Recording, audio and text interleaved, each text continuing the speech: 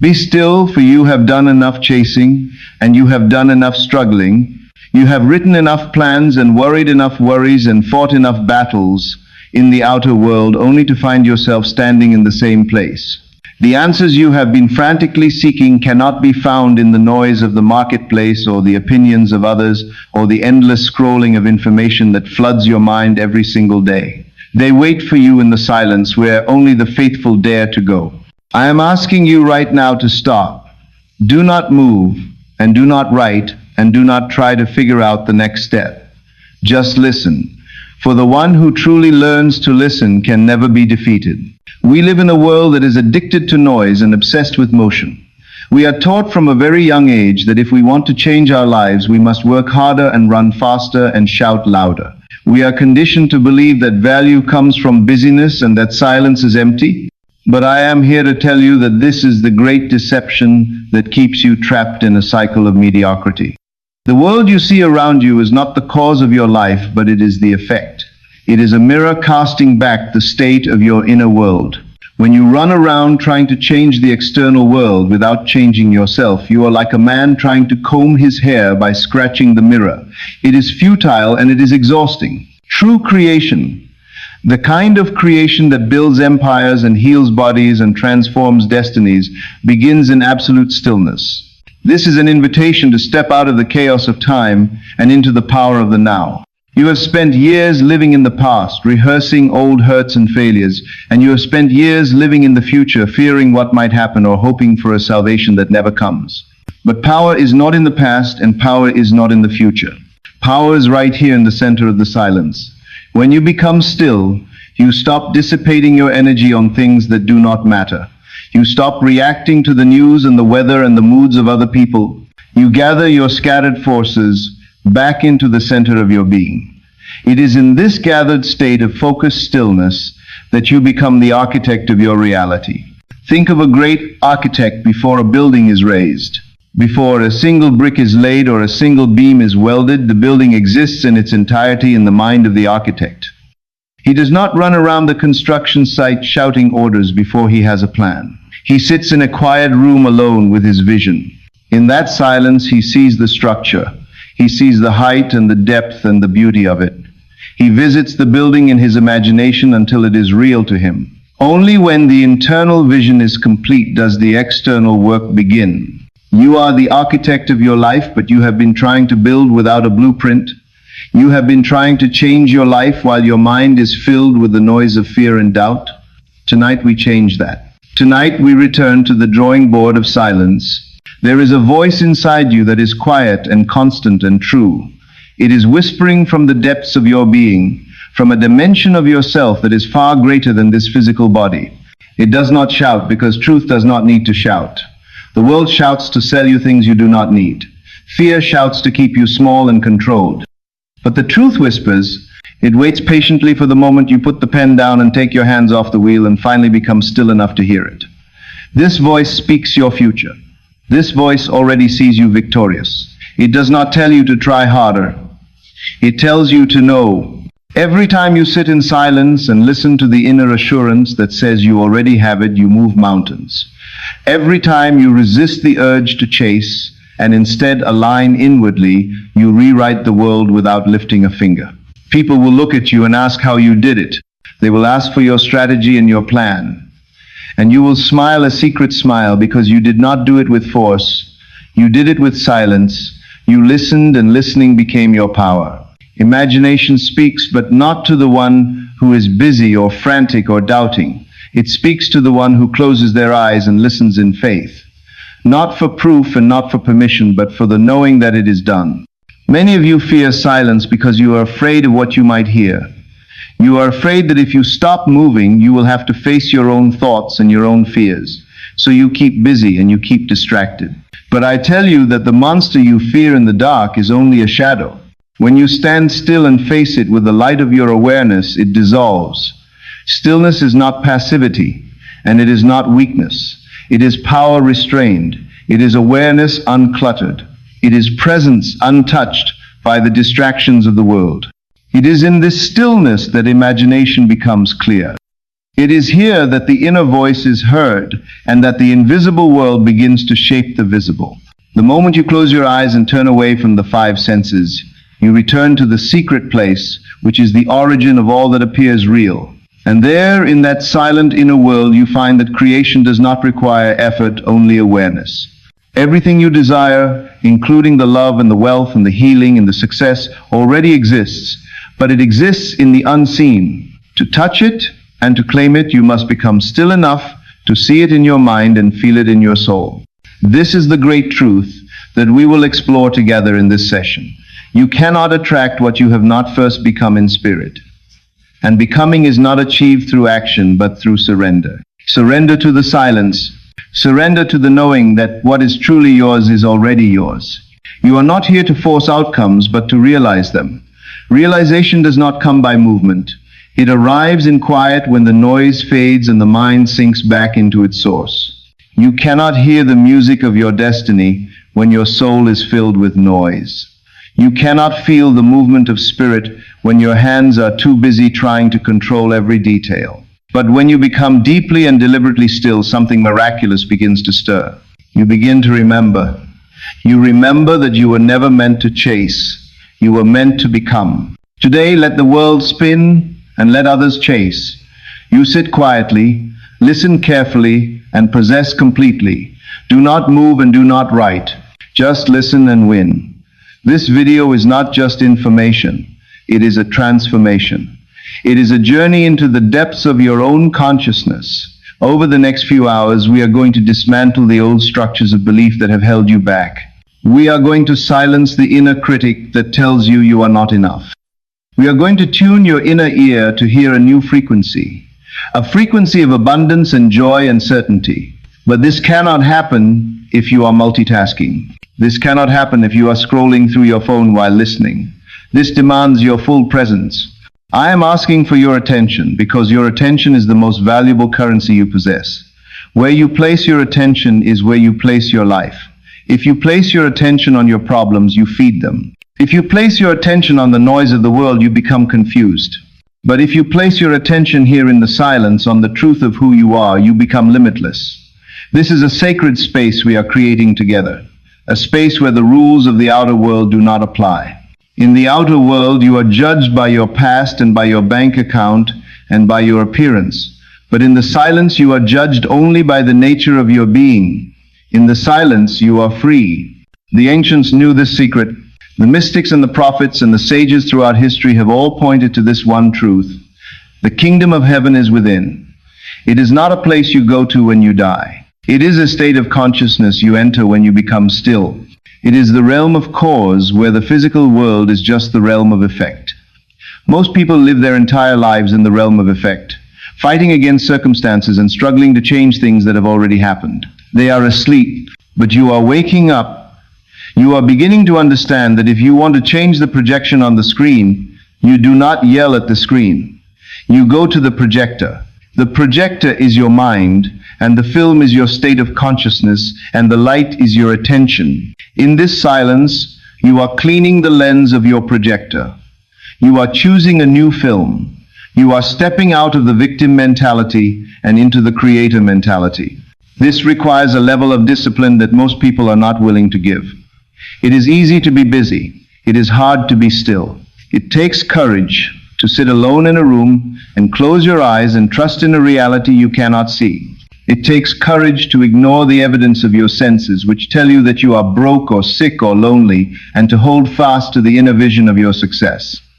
But this is the only path to true freedom. As we move deeper into this journey together, I want you to let go of the need to understand everything intellectually. The mind wants to dissect and analyze and categorize, but the spirit simply knows. Let these words wash over you like a tide. Let them sink into the subconscious mind where the real work is done. You do not need to memorize these concepts. You only need to experience them. We are going to explore the power of your inner ear and what you are listening to when no one is around. We are going to explore the law of assumption and how you can step into a new identity instantly. We are going to talk about the power of attention and how to detach from the appearances that cause you pain. But all of this rests on the foundation of stillness. Without stillness, you cannot hear the inner voice. Without stillness, you cannot control your attention. Without stillness, you cannot hold the feeling of the wish fulfilled. So this introduction is not just a preamble. It is the practice itself. Right now, in this moment, you are doing the work. By simply listening and by simply being present, you are signaling to the universe that you are ready. You are ready to stop chasing and start attracting. You are ready to stop begging and start commanding. You are ready to stop acting like a creature of circumstance and start living like the creator of your destiny. Imagine for a moment that everything you have ever worried about has suddenly resolved itself. Feel the weight lifting off your shoulders. Feel the tension leaving your jaw. Feel the breath deepening in your lungs. That feeling of relief is the feeling of the wish fulfilled. It is accessible to you right now in the silence. You do not need the external event to happen first. You can access the feeling now, and the paradox is that when you access the feeling now, the external event must follow. This is the law. The internal always precedes the external. The silence always precedes the sound. The unseen always precedes the seen. So I invite you now to make a pact with yourself. For the duration of this time, you will put aside your skepticism. You will put aside your logical analysis. You will put aside your to-do list. You will give yourself the gift of total immersion. You are safe here. You are supported here. There is nothing you need to do and nowhere you need to go. You have arrived at the doorway of your own potential. The key to open that door is silence. Listen to the spaces between my words. Listen to the quiet hum of your own existence. That hum is the sound of God within you. It is the sound of creation. It is the sound of your own potential waiting to be unleashed. Do not be afraid of the void. In the void, all things are possible. When you empty yourself of the noise of the world, you make space for the divine to enter. You make space for the great ideas and the sudden inspirations and the synchronicities that change everything. You are the silent architect. You are drawing the blueprints of a new life right now. Every thought you think in this silence is a line on that blueprint.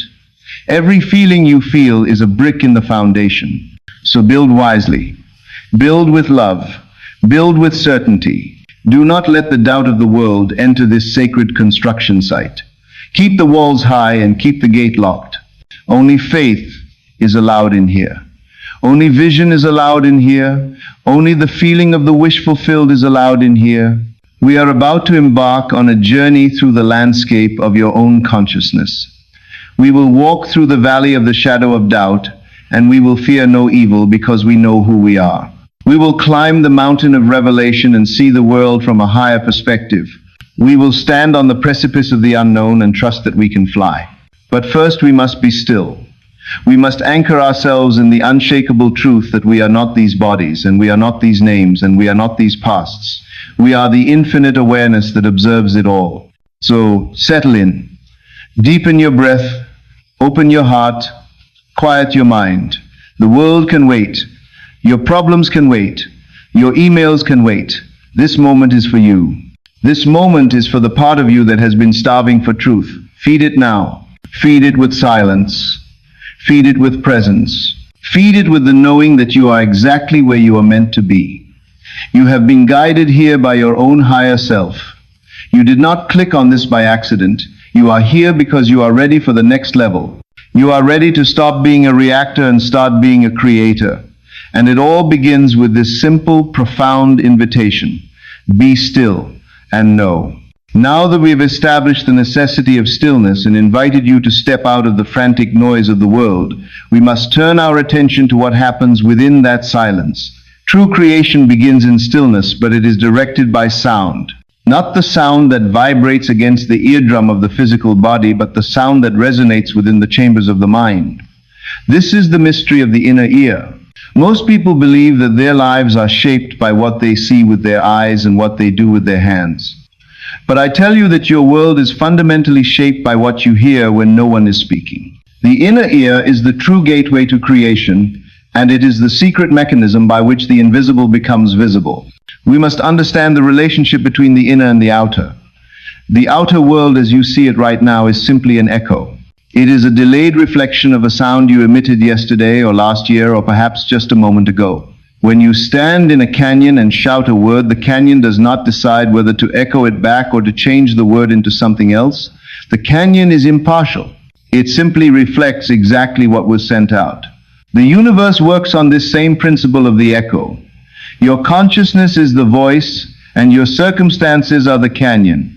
If you are hearing rejection and failure and struggle in your physical world, it is because you have been whispering those very things to yourself in the secret silence of your own mind.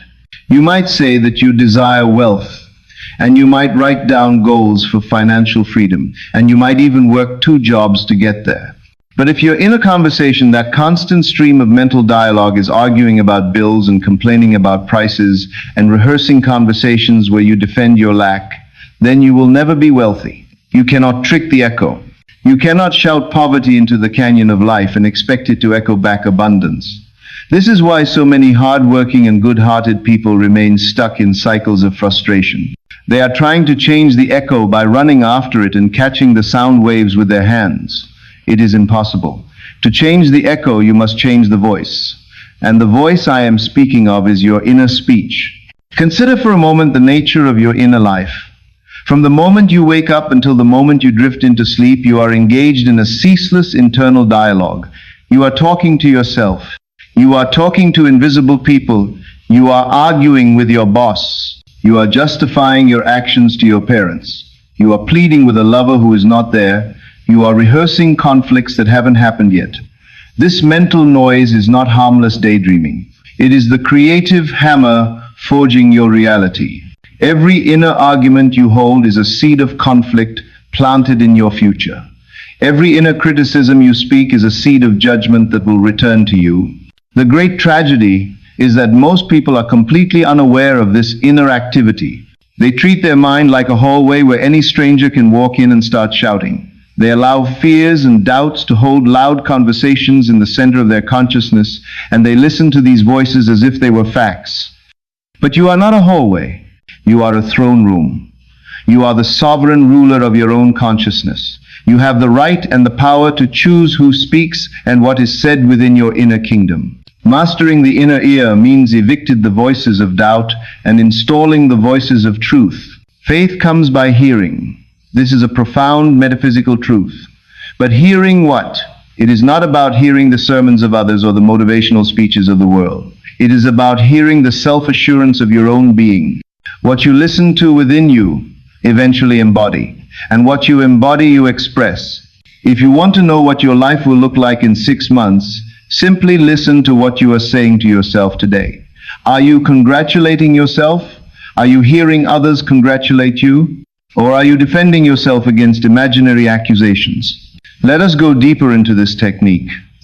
Visualizing is powerful, but for many people it is difficult to hold a steady image. The mind wanders and the picture fades. But hearing, inner hearing, is often much more immediate and emotionally resonant. You can hear the voice of your mother or your best friend or your partner as clearly in your mind as if they were standing next to you. You know the tone of their voice. You know the inflection. You can use this to your advantage. If you desire a promotion, do not just try to visualize the new office. Instead, listen. Listen in the silence of your mind to the voice of your boss congratulating you on the new position. Hear the specific words. Hear the warmth in the tone. Hear your own voice responding with gratitude. Thank you, I am so ready for this. When you do this, you are not pretending. You are recording a new track in the studio of the universe. The subconscious mind does not distinguish between a physical sound and an imaginal sound. When you listen to this inner congratulation with focus and feeling, the subconscious accepts it as a fact that has already occurred. It then sets about moving the entire machinery of the universe to make that inner sound a physical reality. This is the art of the inner ear. It is the practice of pre-listening to the melody of your success before the orchestra of the world begins to play it. However, there is a challenge we must address. It is the habit of the argumentative mind. Many of you are addicted to inner conflict. You may be a peaceful person on the outside, avoiding confrontation and smiling at your neighbors, but inside you are fighting wars. You are reliving past arguments, thinking of the clever things you should have said. You are imagining future confrontations, preparing your defense for attacks that have not happened. This addiction to inner conflict creates a reality of conflict. You wonder why you encounter difficult people. You wonder why obstacles seem to arise out of nowhere. It is because you invited them. You wrote the script for them in your inner dialogues, and they are merely actors showing up to read the lines you gave them. To change this, you must become a vigilant guardian of your inner ear. You must stop the arguments. When you catch yourself mentally arguing with someone, you must immediately stop. Do not finish the sentence. Do not seek the last word. Cut the cord. Replace that argument with a conversation of harmony. If you are in conflict with a specific person, hear them in your mind saying something kind to you. Hear yourself responding with forgiveness and peace. You might say, but they would never say that. That is the logic of the world speaking. In the logic of the spirit, they only say what you allow them to say in your world. If you change their voice in your mind, you give them the opportunity to change their behavior in your life. And even if they do not change, your reaction to them will change, and they will fade from your experience. The inner ear is also the place where we accept or reject the definitions of ourselves. We are constantly being told who we are by the world. The news tells us we are vulnerable. Advertising tells us we are incomplete. Doctors might tell us we are sick. Teachers might tell us we are not smart enough. If you listen to these external voices and repeat them inwardly, you make them your law. But you have the power of the veto. You can listen to a diagnosis and outwardly say, I understand, but inwardly hear the great physician saying, you are whole. You can listen to a bank teller say, insufficient funds, and outwardly nod your head, but inwardly hear the voice of abundance saying, my supply is infinite. This is not delusion. This is defying the temporary appearance to honor the eternal truth. The inner speech is the cause. The outer event is the effect. If you accept the outer event as final, you are trapped. If you use your inner ear to hear a new truth, you are free. You must learn to listen to the sound of your wish fulfilled. What does that sound like? It sounds like relief. It sounds like joy. It sounds like the absence of anxiety. It is a quiet inner yes. It is the sound of a deep breath taken in freedom. Let us practice this concept of the mental diet. Just as you would not eat poison food because you know it would damage your body, you must not consume poison sounds because they damage your reality. When you start to hear the voice of worry rising up, that familiar whisper that says, what if it goes wrong? What if you fail? You must treat it like an intruder. Do not invite it to sit down and have tea. Do not entertain it. Turn your back on it. Actively switch the channel. It requires discipline. It requires a mental toughness that most people simply do not cultivate. But the reward is a life of your own design. Imagine your mind is a garden. Your inner words are the seeds, and your inner listening is the water. If you plant seeds of weeds, complaints, criticisms, fears, and you water them by listening to them over and over again, you will have a garden of weeds. You cannot pray for roses while you are watering weeds. You must plant the words of beauty and water them with your attention. Listen to the things you want to hear. If you want to be loved, listen to the voice of your beloved telling you how much you mean to them. If you want to be successful, listen to the applause of your peers. If you want to be healthy, listen to the energy humming in your cells. There is a profound intimacy in the inner ear. It is where you speak to God and where God speaks to you. But remember, God speaks in the language of your own consciousness. If you are speaking limitation, you are commanding the creative power of the universe to create limitation. The universe says yes to everything you say to yourself. If you say, I am so tired, the universe says, yes, you are, and gives you more fatigue. If you say, I am so blessed, the universe says, yes, you are, and pours out a blessing. You are the writer of the script, and the universe is the faithful director that ensures every line is performed exactly as written. So observe your inner conversations for the next 24 hours. You will be shocked at how negative they can be. You will be shocked at how often you demean yourself or doubt your own power. Do not judge yourself for this. Just notice it. Awareness is the first step to transformation. Once you hear the negative track playing, simply press stop. Say to yourself, I no longer accept this conversation. It does not belong to the person I am becoming. then deliberately record a new track. This practice of the inner ear is what separates the dreamer from the master. The dreamer sees the vision but keeps listening to the nightmare. The master brings the vision and the sound into alignment. The master knows that the inner world must be coherent. You cannot see wealth and hear poverty. You cannot see love and hear loneliness. You must unify the senses and the imagination. When your inner eye sees the goal and your inner ear hears the confirmation of the goal, you have created a sealed chamber of power. Nothing can stop a desire that is seen and heard with conviction in the silence. I want you to think of the most supportive person you know. It could be a grandparent who has passed away, or a mentor, or a loving friend. Summon their voice in your mind right now. Hear them calling your name. Hear the love in their voice. Now hear them tell you exactly what you need to hear. Hear them say, "I am so proud of you. You did it. I knew you would succeed." Let that sound wash over you. Feel the vibration of it in your chest. It feels real because it is real. That sound is a creative force. It is rearranging the atoms of your life as we speak. Do not underestimate the power of a whisper. The shout of the world is weak compared to the whisper of the inner self.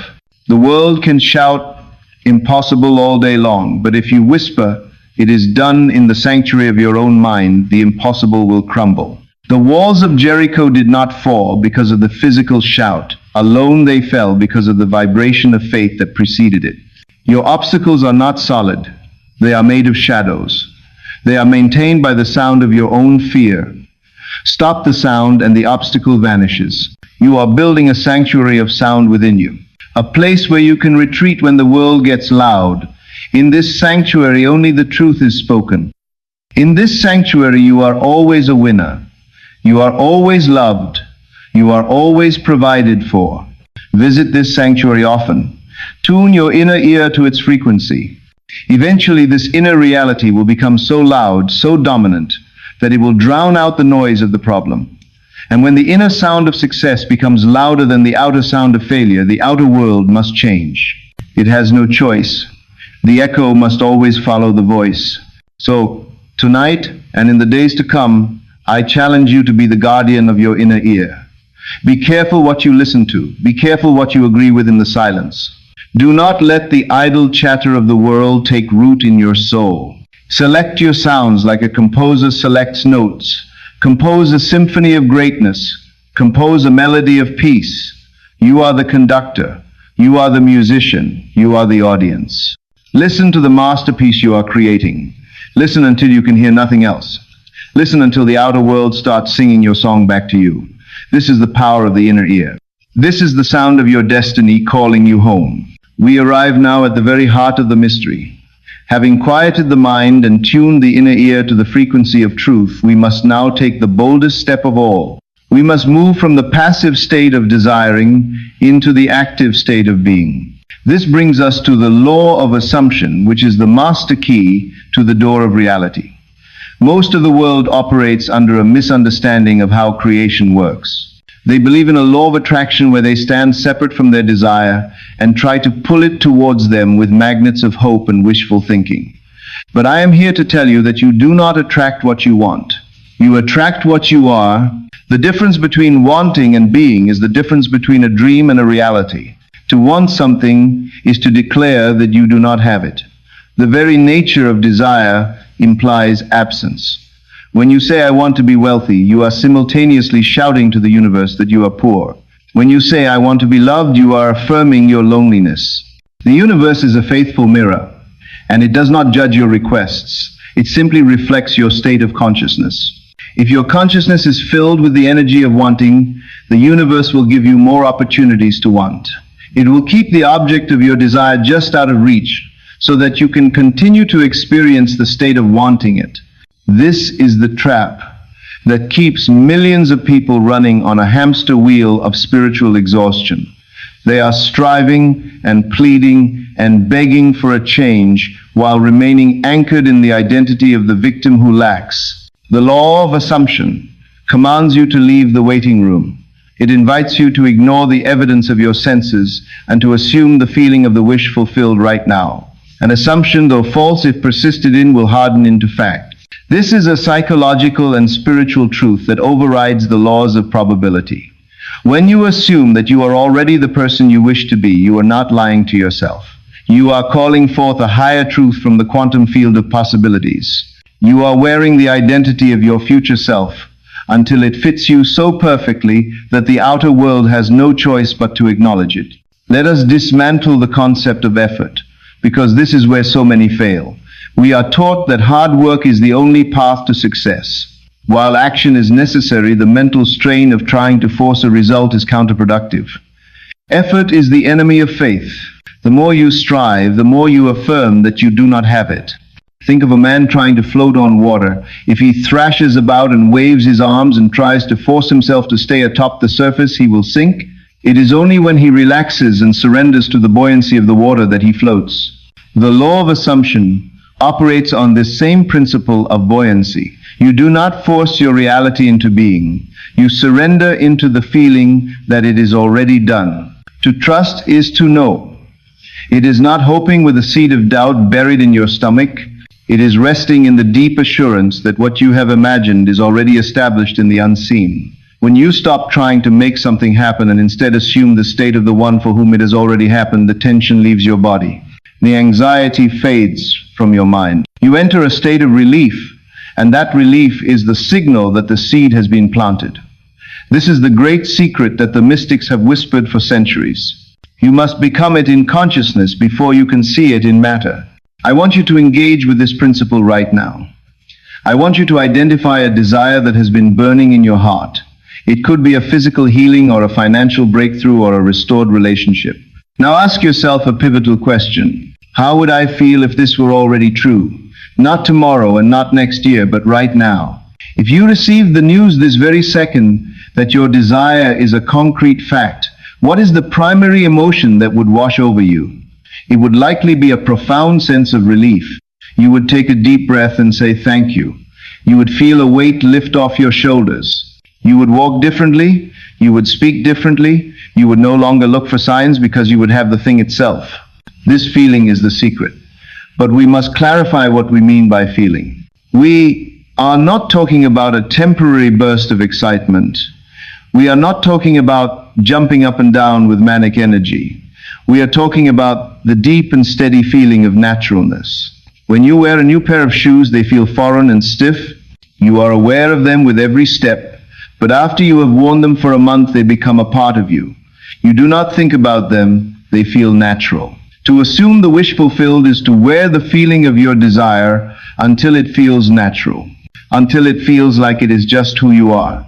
The rich man does not walk around constantly shouting that he is rich. He simply is. He pays for his coffee without a tremor of fear. He assumes his wealth is there. The healthy person does not spend all day checking their body for symptoms. They assume their health is their baseline. You must practice this naturalness in your imagination. You must assume the state of your wish fulfilled so completely that it feels like wearing your own skin. This is how you bypass the conscious mind's resistance. If you try to force a belief, the mind fights back. But if you gently assume a feeling of naturalness, the mind accepts it. The bridge between your current reality and your desired reality is this assumption. You cross this bridge not by physical movement, but by a movement in consciousness. You move from thinking of the end to thinking from the end. This distinction is subtle, but it changes everything. When you think of your goal, you are looking at it from a distance. You are seeing it as something separate from you, something to be achieved. But when you think from your goal, you are looking at the world through the eyes of the person who has already achieved it. Imagine you want a new home. Thinking of the home means looking at pictures of it and wishing you were there. Thinking from the home means imagining you are sitting in the living room looking out the window. It means feeling the texture of the furniture under your hands. It means hearing the sounds of the neighborhood. When you view the world from this new perspective, you are telling your subconscious mind that you have moved. You have vacated your old residence of lack and moved into your new residence of abundance. And once you move in consciousness, your physical body must eventually pack its bags and follow. There is a powerful alchemy that happens when you persist in this assumption. Your behavior changes automatically. You do not have to force yourself to act like a successful person. You will find yourself making decisions with more confidence. You will find yourself carrying your body with more dignity. You will attract different people and different conversations. This is not magic in the trickster sense. It is the mechanics of consciousness. You have changed the signal you are broadcasting, and therefore the feedback you receive from the world must change. But you must be warned. The world of appearances is a stubborn thing. When you open your eyes after your meditation, the old world will still be there for a time. Your bank account may still show the old number. Your body may still feel the old pain. This is the moment of testing. This is where most people abandon the law. They look at the mirror and say, "It didn't work." But you are a builder of the unseen. You understand that there is a time lag between the conception and the birth. When a seed is planted in the ground, it does not immediately burst through the soil as a tree. For a time it remains invisible. It is working in the darkness, gathering nutrients, setting roots. If you were to dig up the seed every day to see if it was growing, you would kill it. Your assumption is the seed. You have planted it in the fertile soil of your subconscious. Now you must trust the gestation period. The fact that you cannot see the results yet does not mean it is not working. It means the roots are going deep. During this time of waiting, your only job is to remain faithful to your assumption. You must deny the evidence of your senses. When your senses tell you that you are poor, you must withdraw your attention from that evidence and return to your inner knowing of wealth. When the news tells you to be afraid, you must withdraw your attention and return to your inner assumption of safety.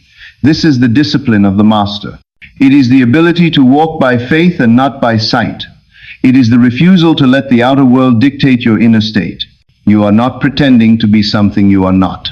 You are claiming who you truly are in the spiritual realm. In the realm of imagination, you are already that person, and that realm is more real than the concrete beneath your feet. The concrete will crack and crumble over time, but your consciousness is eternal. By anchoring yourself in the eternal truth of your assumption, you are bringing the timeless into time. You are collapsing the distance between the desire and the manifestation. Let us return to the feeling of relief. I cannot emphasize this enough. Relief is the surest sign that you have successfully shifted your state. If you are still anxious about how it will happen, you have not fully assumed the wish. The person who has the wish is not anxious. They are at peace. So if you find yourself worrying, stop. Go back into the silence. Reenact the scene of fulfillment in your mind until you feel that wash of relief again. Do this as many times as necessary. It is better to spend 5 minutes in the feeling of the wish fulfilled than 5 hours in frantic action born of worry. This practice requires a kind of spiritual brazenness. You must be willing to dare. You must be willing to claim your right to happiness and success even when the world says you do not deserve it. The law of assumption respects no persons. It does not care about your background or your education or your past mistakes. It only cares about your current state of being. If you have the audacity to assume you are a king, the universe will bow to you. If you assume you are a beggar, the universe will leave you crumbs. The choice is entirely yours. Do not ask for permission to assume your desire. Do not wait for a sign. You are the sign. Your desire is the prophecy of what you are capable of becoming. The very fact that you can imagine a better life is proof that such a life exists for you. God speaks to us through our desires. They are the promises of our future calling us forward. To deny your desire or to settle for less is to reject the divine potential within you. So honor your desire by assuming its fulfillment. Let go of the logical mind that wants to know the how. The logical mind is a wonderful tool for analyzing the past, but it is a terrible tool for creating the future. It can only work with the data it has already collected. It cannot conceive of the infinite ways the universe can orchestrate a miracle. When you try to figure out the how, you limit the infinite. You block the unexpected avenues through which your good can come. Your assumption opens the doors. It clears the path. It invites the coincidences and the chance meetings and the sudden inspirations that lead you to your goal. Live in the end. This is the mantra of the law of assumption. Do not live in the middle wondering if it will work. Do not live in the beginning hoping it will start. Live in the end. Wake up in the morning in the feeling that it is done.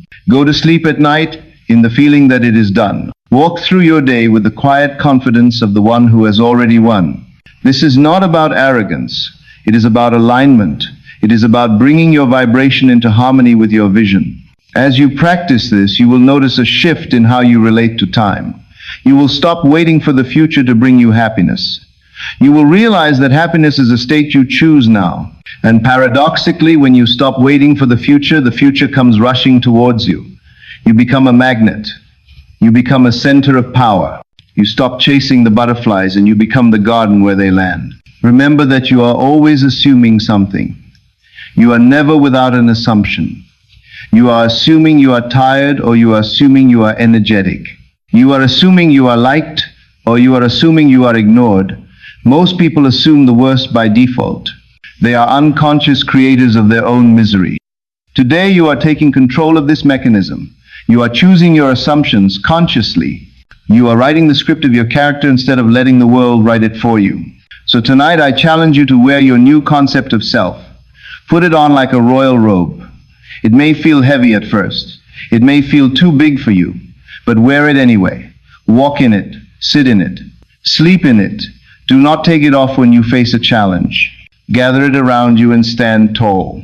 Soon the robe will not be something you wear. It will be something you are. The skin of the old self will shed and the new self will emerge vibrant and alive and real.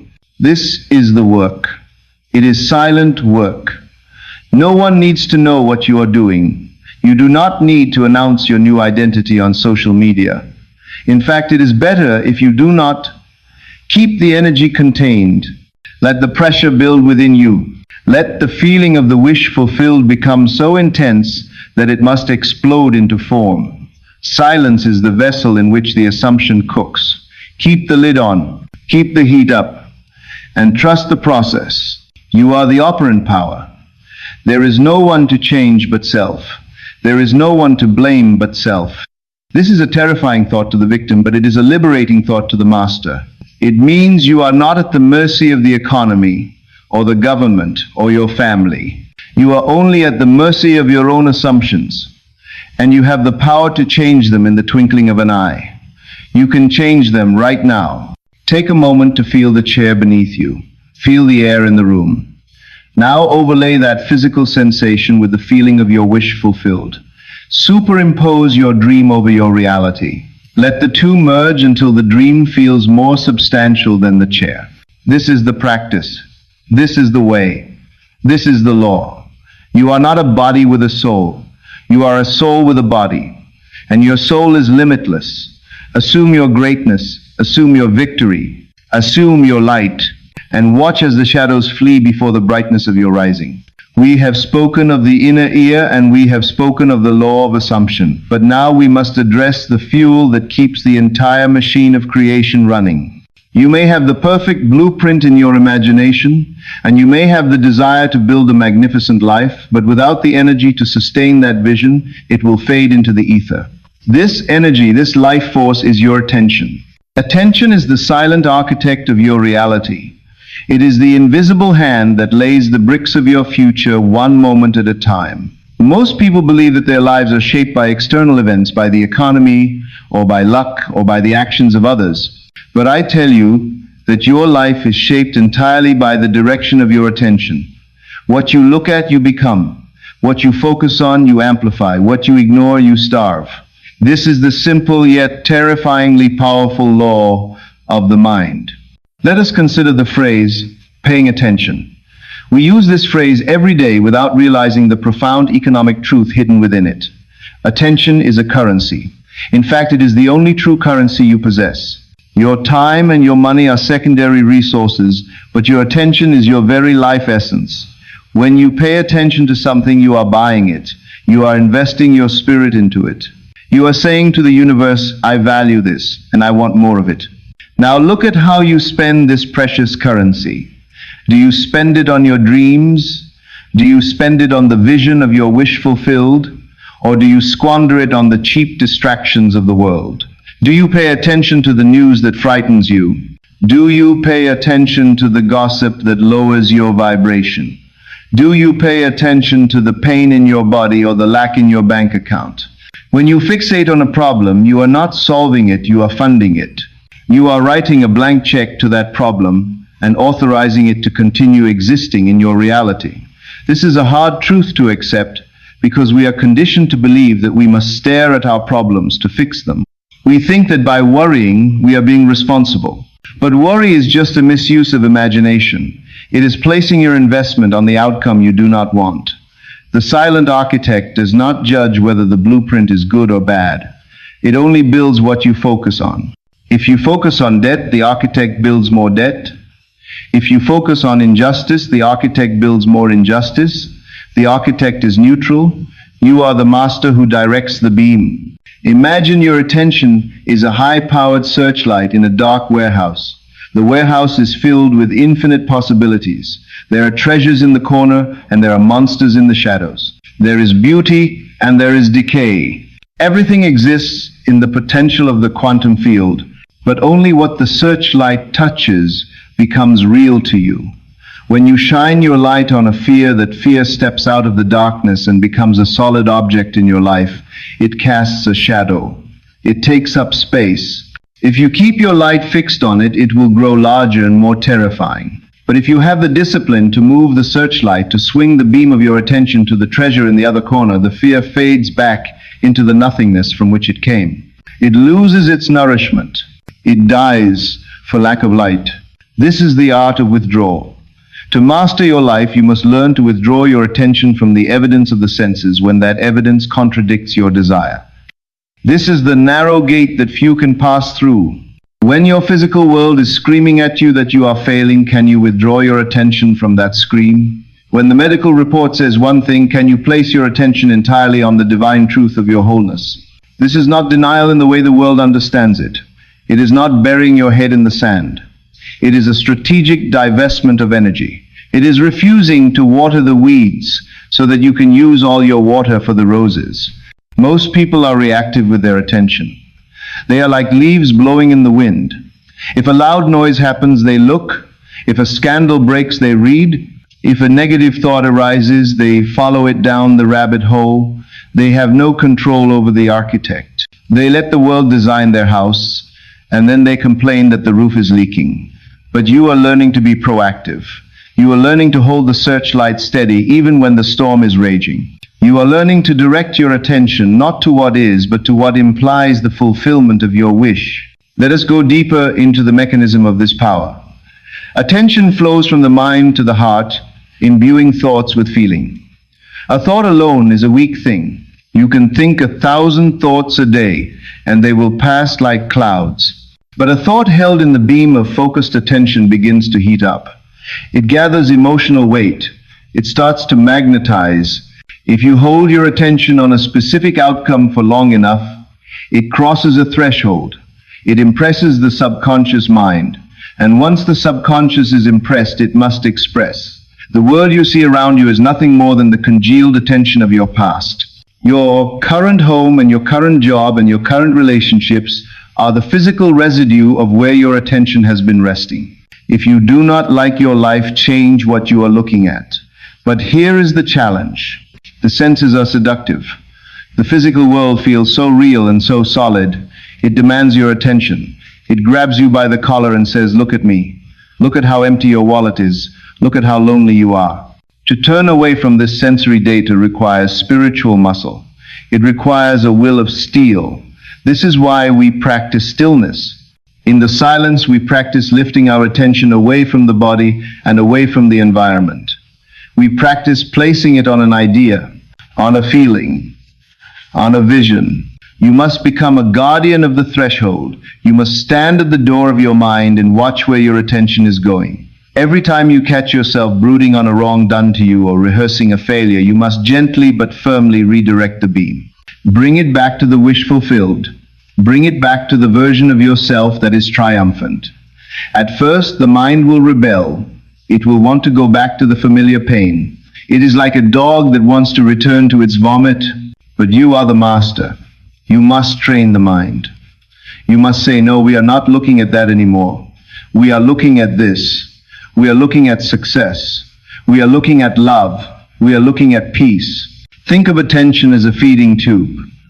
Whatever you are attached to, you are feeding. If you are in a conflict with someone and you spend all day thinking about how angry you are feeding that relationship with the energy of conflict. You are keeping the war alive. The moment you completely withdraw your attention from the conflict, not just ignoring them externally, but ceasing to argue with them internally, the conflict begins to starve. It loses its momentum. You may find that the person suddenly disappears from your life, or they change their behavior completely. Why? Because you stopped funding the drama. You stopped being the architect of the war. This principle applies to everything. It applies to health. If you focus entirely on the symptoms of illness, you are feeding the illness. You are constantly monitoring it, checking it, fearing it. You are giving it your power. But if you can focus on the activity you will do when you are well, if you can see yourself running or dancing or working with vigor, you feed the state of health. You divert the energy from the disease to the cure. This is difficult, I know. When pain is present, it shouts. But you are learning to listen to the whisper of truth over the shout of the fact. The power of attention also explains why affirmations often fail. You can say, "I am wealthy" 1,000 times, but if your attention is fixed on the stack of bills on your table, your attention is canceling out your words. Your attention is the true affirmation. It is the unspoken prayer that never pauses. God does not listen to your words. God looks at your focus. Your focus is your faith. If you focus on lack, you have faith in lack. If you focus on abundance, you have faith in abundance. The universe is impartial. It gives you what you gaze upon. There is a beautiful concept called the diet of attention. Just as you would not eat garbage if you wanted a healthy body, you should not consume garbage if you want a healthy life. We live in an age of weaponized distraction. Social media and news cycles and advertisements are all engineered by brilliant minds to steal your currency. They want your attention because it is valuable. They sell it to advertisers. They use it to build their empires. When you scroll mindlessly for hours, you are letting others loot your treasury. You are letting them build their mansions with your bricks. You must reclaim your capital. Start a fast. Fast from the news. Fast from the drama of others. Fast from the constant need to be entertained. Reclaim that energy. When you stop leaking attention to the outside world, you build up a reservoir of power within. This stored attention is what you use to blast through obstacles. It is what you use to hold the assumption of the wish fulfilled until it hardens into fact. The person who can control their attention for 10 minutes is more powerful than the person who works hard for 10 years with a scattered mind. Let us practice this now. Think of your desire. Now think of the biggest obstacle standing in the way of that desire. It might be a person or a circumstance or a lack of resources. Now I want you to actively take your attention off the obstacle. Do not fight it. Do not try to solve it. Just stop looking at it mentally. Let it fade into the blurry background of your mind. Now bring the searchlight of your attention to the finished result. See the desire as already accomplished. Focus on the feeling of relief. Focus on the joy. Keep the light steady. If the beam wavers, bring it back. If the obstacle tries to creep back in, push it out with the intensity of your focus on the solution. This ability to hold the attention on the invisible reality is the mark of the adept. It is what separates the dreamer from the achiever. Everyone dreams, everyone has moments of wishing, but few have the stamina to hold their attention on the wish when the world is dark. Be the lighthouse. A lighthouse does not run around the shore looking for boats. It stands still and shines its light. It stays focused. And because it stays focused, the ships find their way home. Your desire is the ship. Your attention is the light. Keep it shining, and your desire must come to you. You will find that as you master your attention, the world becomes fluid. Things that seem solid and unchangeable begin to shift. People who were difficult become cooperative, or they leave. Opportunities that were hidden suddenly appear. This is because you are no longer reinforcing the old pattern. You have stopped building the prison walls with your own gaze. You are now building a palace, and the universe is rushing to supply you with the materials. There is a sacredness to attention. It is an act of love. When you give your full attention to a person, they feel loved. When you give your full attention to a project, it succeeds. When you give your full attention to your own divinity, you awaken. Do not scatter this sacred gift. Treat it with the reverence it deserves. Wake up in the morning and set your intention.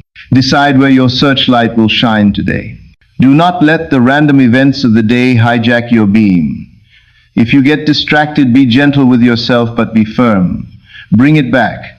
Always bring it back. The silent architect is working 24 hours a day.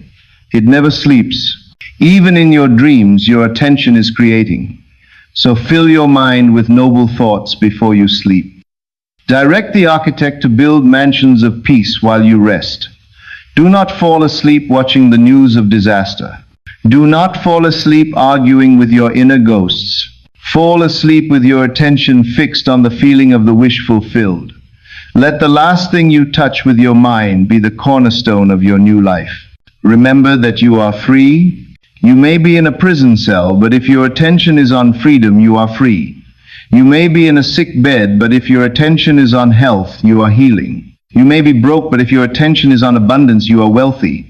No one can control your attention but you. They can take your money, and they can restrict your movement, but they cannot force you to look at what you do not want to see.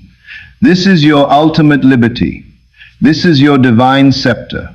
Wield it with wisdom. As you move through the rest of this video and through the rest of your life, become an observer of your own focus. Catch yourself when you drift. Congratulate yourself when you stay steady. You are building a masterpiece.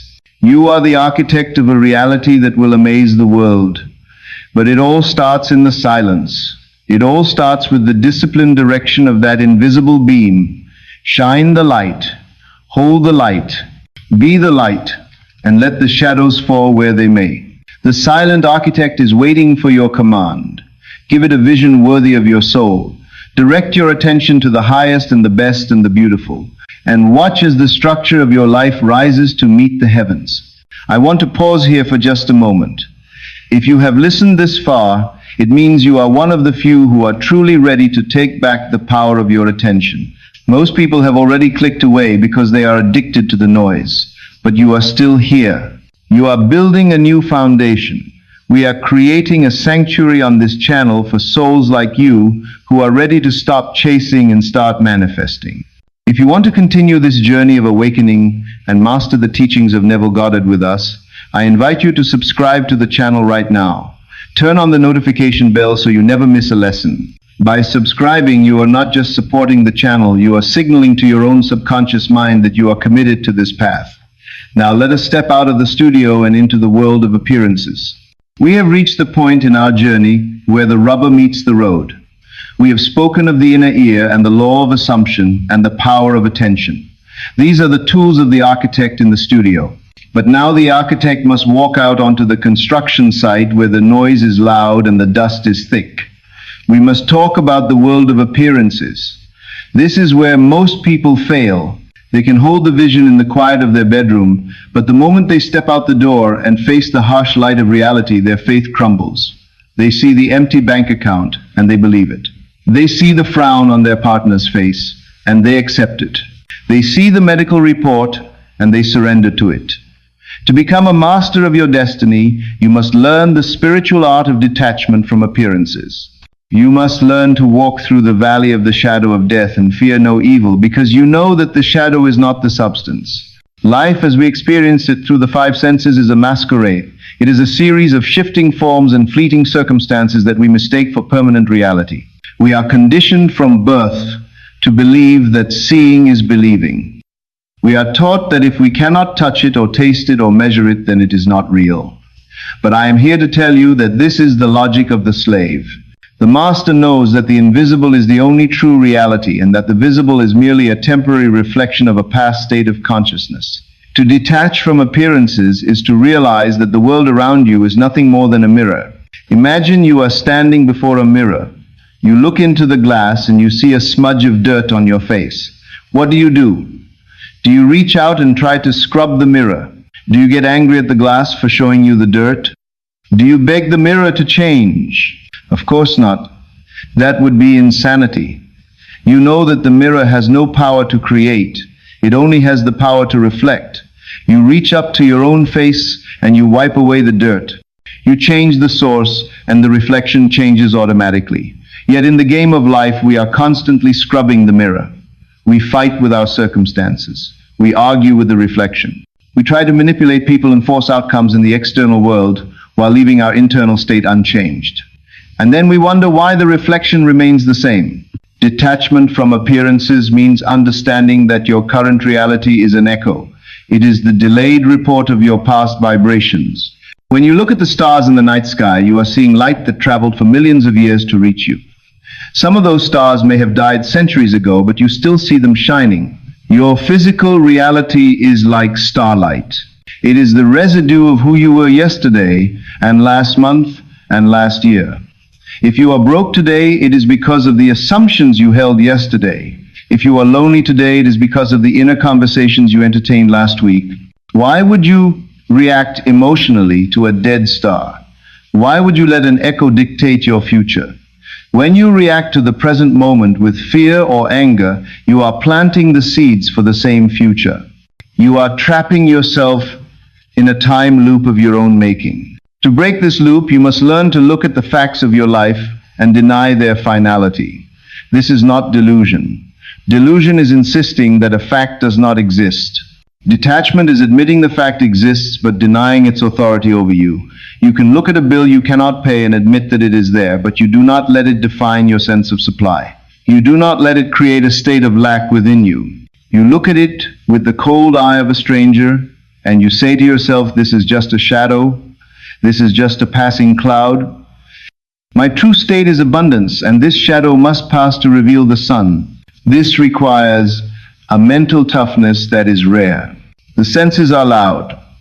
They scream for your attention. Pain screams, hunger screams, rejection screams. To withdraw your attention from these screaming senses and place it on a silent, invisible idea is the ultimate act of will. It is the test of the adept. Can you stand in the middle of the storm and see the calm? Can you stand in the middle of sickness and feel the health? This is what it means to walk by faith and not by sight. Faith is the evidence of things not seen. If you already see it, you do not need faith. Faith is the muscle you use when the lights go out. Consider the metaphor of the sailor. Imagine a captain on a ship in the middle of a violent tempest. The waves are crashing over the bow and the wind is tearing at the sails and the sky is black as ink. The external evidence says disaster. The senses say death. But the captain does not look at the waves. He looks at his compass. The compass is small and quiet, but it points to the true north. It points to the destination. If the captain were to panic and steer the ship based on the size of the waves, he would capsize. He must trust the compass more than the storm. Your inner vision is your compass. The facts of your life are the waves. The waves are always changing. They go up and they go down. They are turbulent and chaotic, but the compass of your desire is steady. Trust the compass. Do not be a victim of the weather. The problem with most people is that they are reactive. They let the world tell them how to feel. If the mail brings a check, they feel happy. If the mail brings a bill, they feel sad. If someone smiles at them, they feel worthy. If someone ignores them, they feel worthless. They are puppets and the world pulls the strings. Detachment is cutting the strings. It is deciding that you will determine your own emotional state regardless of what is happening outside. You become a thermostat, not a thermometer. A thermometer just reads the temperature of the room. A thermostat sets the temperature. When you detach, you set the emotional temperature of your life, and the world must eventually adjust to match you. This practice allows you to interact with the world without being entangled in it. You can still pay your bills and go to work and deal with problems, but you do so from a place of deep inner distance. You are in the world, but not of it. You observe the drama, but you do not get on the stage. You watch the movie of your life unfolding, but you remember that you are the projectionist, not the character on the screen. If the movie gets scary, you do not scream. You just change the reel.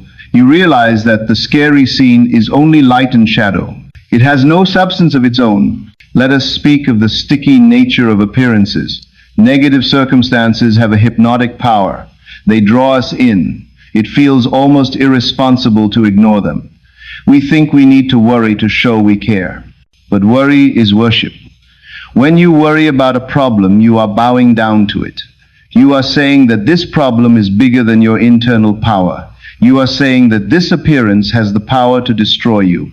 Detachment is the refusal to bow. It is the refusal to worship the idol of circumstance. You stand tall in your own consciousness and you declare that you are the operant power. When you practice detachment, you create a vacuum. Nature abhors a vacuum. When you withdraw your energy from a negative situation, you create a space that must be filled. If you stop feeding the monster of poverty with your fear, and instead fill that space with the feeling of gratitude, the poverty must dissolve. It has no food source. It creates a shift in the energy field. People often find that when they finally let go of the desperate need to fix a problem, the problem fixes itself. The lover returns when you stop chasing. The money comes when you stop stressing. The health improves when you stop obsessing over the symptoms. This is the paradox of detachment. You get what you want by letting go of the desperate need for it to appear. But how do we do this practically? How do we ignore a toothache or a foreclosure? We do not ignore the action required, but we ignore the emotional reaction. We take the necessary steps, but we do not attach our identity to the event. We say, this is happening, but it is not who I am. It is a temporary arrangement of atoms that is already rearranging itself based on my new state of consciousness.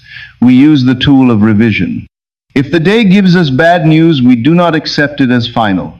In the silence of the evening, we rewrite the news. We hear the doctor giving a good report. We see the bank balance growing. We overlay the facts with the truth. Appearances are stubborn only because we are stubborn in looking at them. We are like Lot's wife in the Bible looking back at the destruction of Sodom. She looked back and turned into a pillar of salt. Salt is a preservative. When you look back at your old problems and fixate on them, you preserve them. You keep them frozen in your life. To move forward, you must not look back. You must look only at the vision. You must have a single eye. If your eye is single, your whole body will be filled with light. A single eye means an undivided focus. It means looking at the good even when the bad is present. This is the alchemy of the soul. It is turning lead into gold.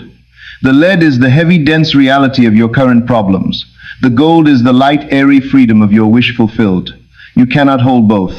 You must drop the lead to pick up the gold. You cannot hold on to the story of being a victim and simultaneously hold the reality of being a victor. You have to let the old story die. And letting it die means taking your eyes off it. It means depriving it of the oxygen of your attention. There is a tremendous freedom in detachment. It liberates you from the roller coaster of highs and lows. You find a stable center within yourself that is untouchable. People will wonder at your calm. They will see chaos around you and ask how you can be so peaceful. And you will know that your peace comes from a different world. It comes from the deep knowing that you are the creator and that the painting is not the painter. You can paint over the canvas. You can start fresh. The mistakes of the past are just layers of paint that can be covered with a new vision. Do not be afraid of the time lag. This is where the devil of doubt lives. The time between your assumption and its manifestation is the testing ground. The senses will mock you. They will say, look, nothing has happened. You are a fool. But you must be deaf to the senses. You must say to yourself, I have planted the seed and I know the harvest is sure. I do not need to see the sprout to know the roots are growing. I trust the law of nature and I trust the law of mind. Think of the world as a delayed mirror. If you frown at a mirror and then smile, the reflection smiles back instantly. But the world of matter is a slow mirror. It is thick and heavy. You smile today, and the reflection may not smile back for a week or a month. Can you hold the smile? Can you keep smiling at the unsmiling mirror until it has no choice but to reflect your joy? This is the endurance of the saint. This is the persistence of the master. Most people frown, smile for a minute, see no change, and then frown again. They never hold the state long enough to bend the reflection. You must be stubborn in your joy. You must be obstinate in your faith. Do not let the world bully you into submission. The world is just dead weight waiting for you to animate it. If you are sad, the world is sad. If you are defeated, the world is defeated. It has no life of its own. It borrows your life, so lend your life to the beautiful things. Lend your life to the noble things. Do not lend your life to the ugliness of appearances. Detachment also brings you closer to the divine. When you are attached to things and outcomes, you are living in the ego. The ego wants to control and possess. The spirit wants to flow and express. When you detach, you step out of the ego and into the spirit. You realize that you own nothing and yet you possess all things. You are the channel through which the divine creativity flows. If the pipe is clogged with attachment, the water cannot flow. Clear the pipe. Let go of the need for things to be a certain way and watch how perfectly they arrange themselves. Let this chapter be a declaration of independence. Declare today that you are free from the tyranny of the senses. Declare that your eyes will no longer dictate your mood. Declare that your bank account will no longer determine your worth. You are a being of infinite power living in a temporary shell. Do not let the shell limit the power. Break the shell of appearance and let the light shine through. As you move through your day today, practice this detachment. When something annoys you, pause. Step back. Look at it as if you were a scientist observing an experiment. Say, isn't that interesting? But do not engage. Do not get hooked. Keep your energy for your creation. Keep your eyes on the prize. The world of appearances is a noisy marketplace trying to sell you limitation. Don't buy it. Keep walking. Walk straight into the sanctuary of your own imagination where the real truth lives. And stay there until the outer world dissolves and reforms in the image of your highest desire. You are the architect, and the architect does not fear the dust of the construction site because he knows the building is already finished in his mind. We have traveled through the landscapes of the inner ear and the law of assumption and the discipline of attention and the art of detachment. But now we must ask the ultimate question. Who is doing all of this? Who is the power that listens? Who is the power that assumes? Who is the power that builds? If you believe that you are merely a small, fragile human being fighting against a vast, indifferent universe, then all the techniques we have discussed will be nothing more than mental struggle. To truly become the architect of your reality, you must fundamentally alter your understanding of who you are and where your power comes from. We must speak of God not as a distant deity on a throne in the sky, but as the very root and substance of your own being. We must speak of God as the source. In a world where we are conditioned to seek answers from external authorities, we have forgotten our origins. We run to experts and we run to books and we run to algorithms seeking salvation. We place our faith in the economy and in the government and in the opinions of others. We believe that our supply comes from our job, and our health comes from our medicine, and our love comes from our partner. But I tell you that these are all secondary causes. They are merely channels. And if you mistake the channel for the source, you will live in perpetual anxiety because channels can dry up, jobs can be lost, and markets can crash, and people can leave. If your faith is anchored in the channel, you are building your house on the sand. But if your faith is anchored in the source, you are building on the rock that can never be moved. The great secret of the ages is that God is not outside of you. God is your own wonderful human imagination. When you say, I am, you are announcing the presence of God. This is not blasphemy, it is the discovery of your true identity. Before you say, I am rich, or I am poor, or I am sick, or I am healthy, you simply say, I am. That pure, unconditioned awareness is the divine spark. It is the creative power that sustains the universe, and it is seated right in the center of your consciousness. When you realize this, you stop looking up at the sky to beg for favors and you start looking within to issue commands. You realize that you and the Father are one in a very literal creative sense. This shift in perspective is the most radical transformation a human being can undergo. It changes you from a creature of circumstance into a creator of circumstance. When you understand that God is the source of all solutions, you realize that there is no problem that does not already have a solution existing within it. The solution is not something you have to go out and find in the world. It is something you have to uncover within the source. The infinite intelligence that knows how to spin the planets and beat your heart and grow the forests surely knows how to solve your financial crisis or heal your relationship. But it cannot work for you if you do not let it work through you. We must address the idolatry of secondary causes. We are all guilty of this. We worship the things of the world by giving them power over us. We think that money is power. We think that status is power. We think that the approval of others is power. But these are idols. They have no life of their own. They only have the power that you lend to them. When you tremble before a bill, you are worshiping the bill. You are saying that this piece of paper is stronger than the God within you. When you fear a diagnosis, you are worshiping the disease. You are saying that this condition is more powerful than the infinite life force that created your body. To make God the source means to withdraw your power from these idols and return it to its rightful owner. It means standing before the giant and knowing that it is nothing compared to the I am within. Let us speak of the tyranny of the how. This is the greatest stumbling block for the rational mind. You have a desire. You want to start a business, or travel the world, or find a soulmate. But immediately your mind asks how. How will I get the money? How will I meet the right person? I don't have the connections. I don't have the education. And because you cannot see the way, you deny the destination. This is where you must surrender to the source. The how is not your business. The how belongs to the infinite wisdom of the source. Your business is the what. You define the end, and the source devises the means. Consider the lily of the field. It does not toil or spin. It does not worry about how it will become beautiful. It simply surrenders to the life force within it, and that life force draws from the earth and the sun and the rain everything it needs to become a perfect expression of itself.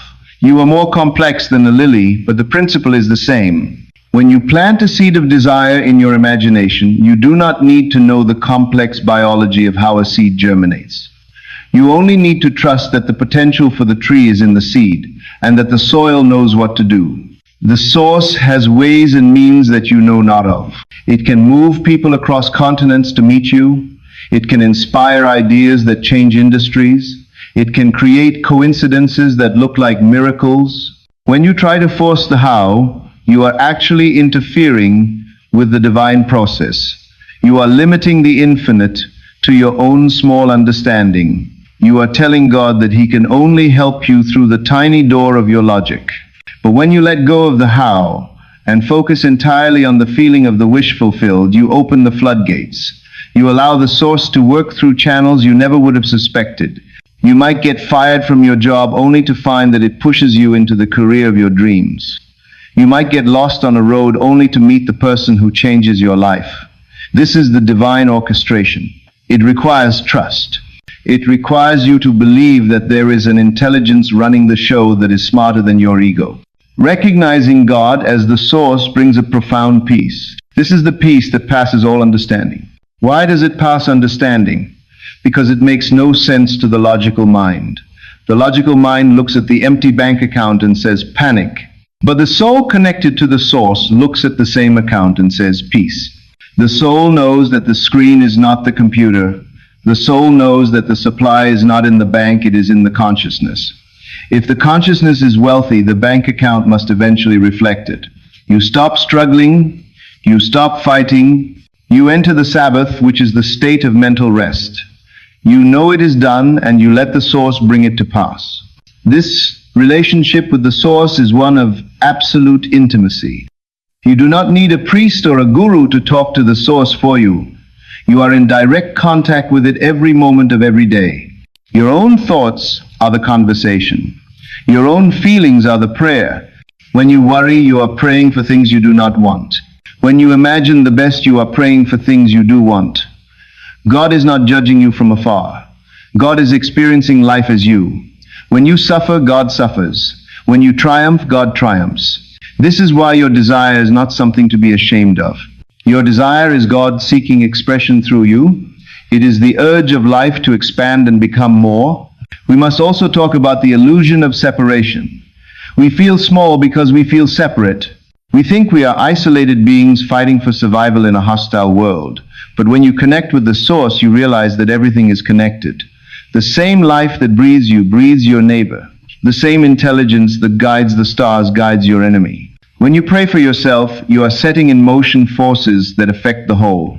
When you realize that God is the source of all solutions, you stop seeing other people as obstacles. You stop seeing them as competitors. You realize that they are all players in the divine drama, and that the source can orchestrate their movements to bless you, just as it can use you to bless them. Surrender is often misunderstood as weakness. People think that surrendering to God means giving up and doing nothing. It is the exact opposite. Surrender is the most active and powerful thing you can do. It is the act of aligning your small will with the great will. It is stopping the frantic paddling upstream and turning your boat to flow with the mighty river. The river is going to the ocean. The river knows the way. When you surrender, you tap into the momentum of the universe. You find that you have more energy, not less. You find that things happen with ease. You stop forcing doors open and you watch them unlock as you approach. This is the state of flow. This is living from the source, but you must be vigilant.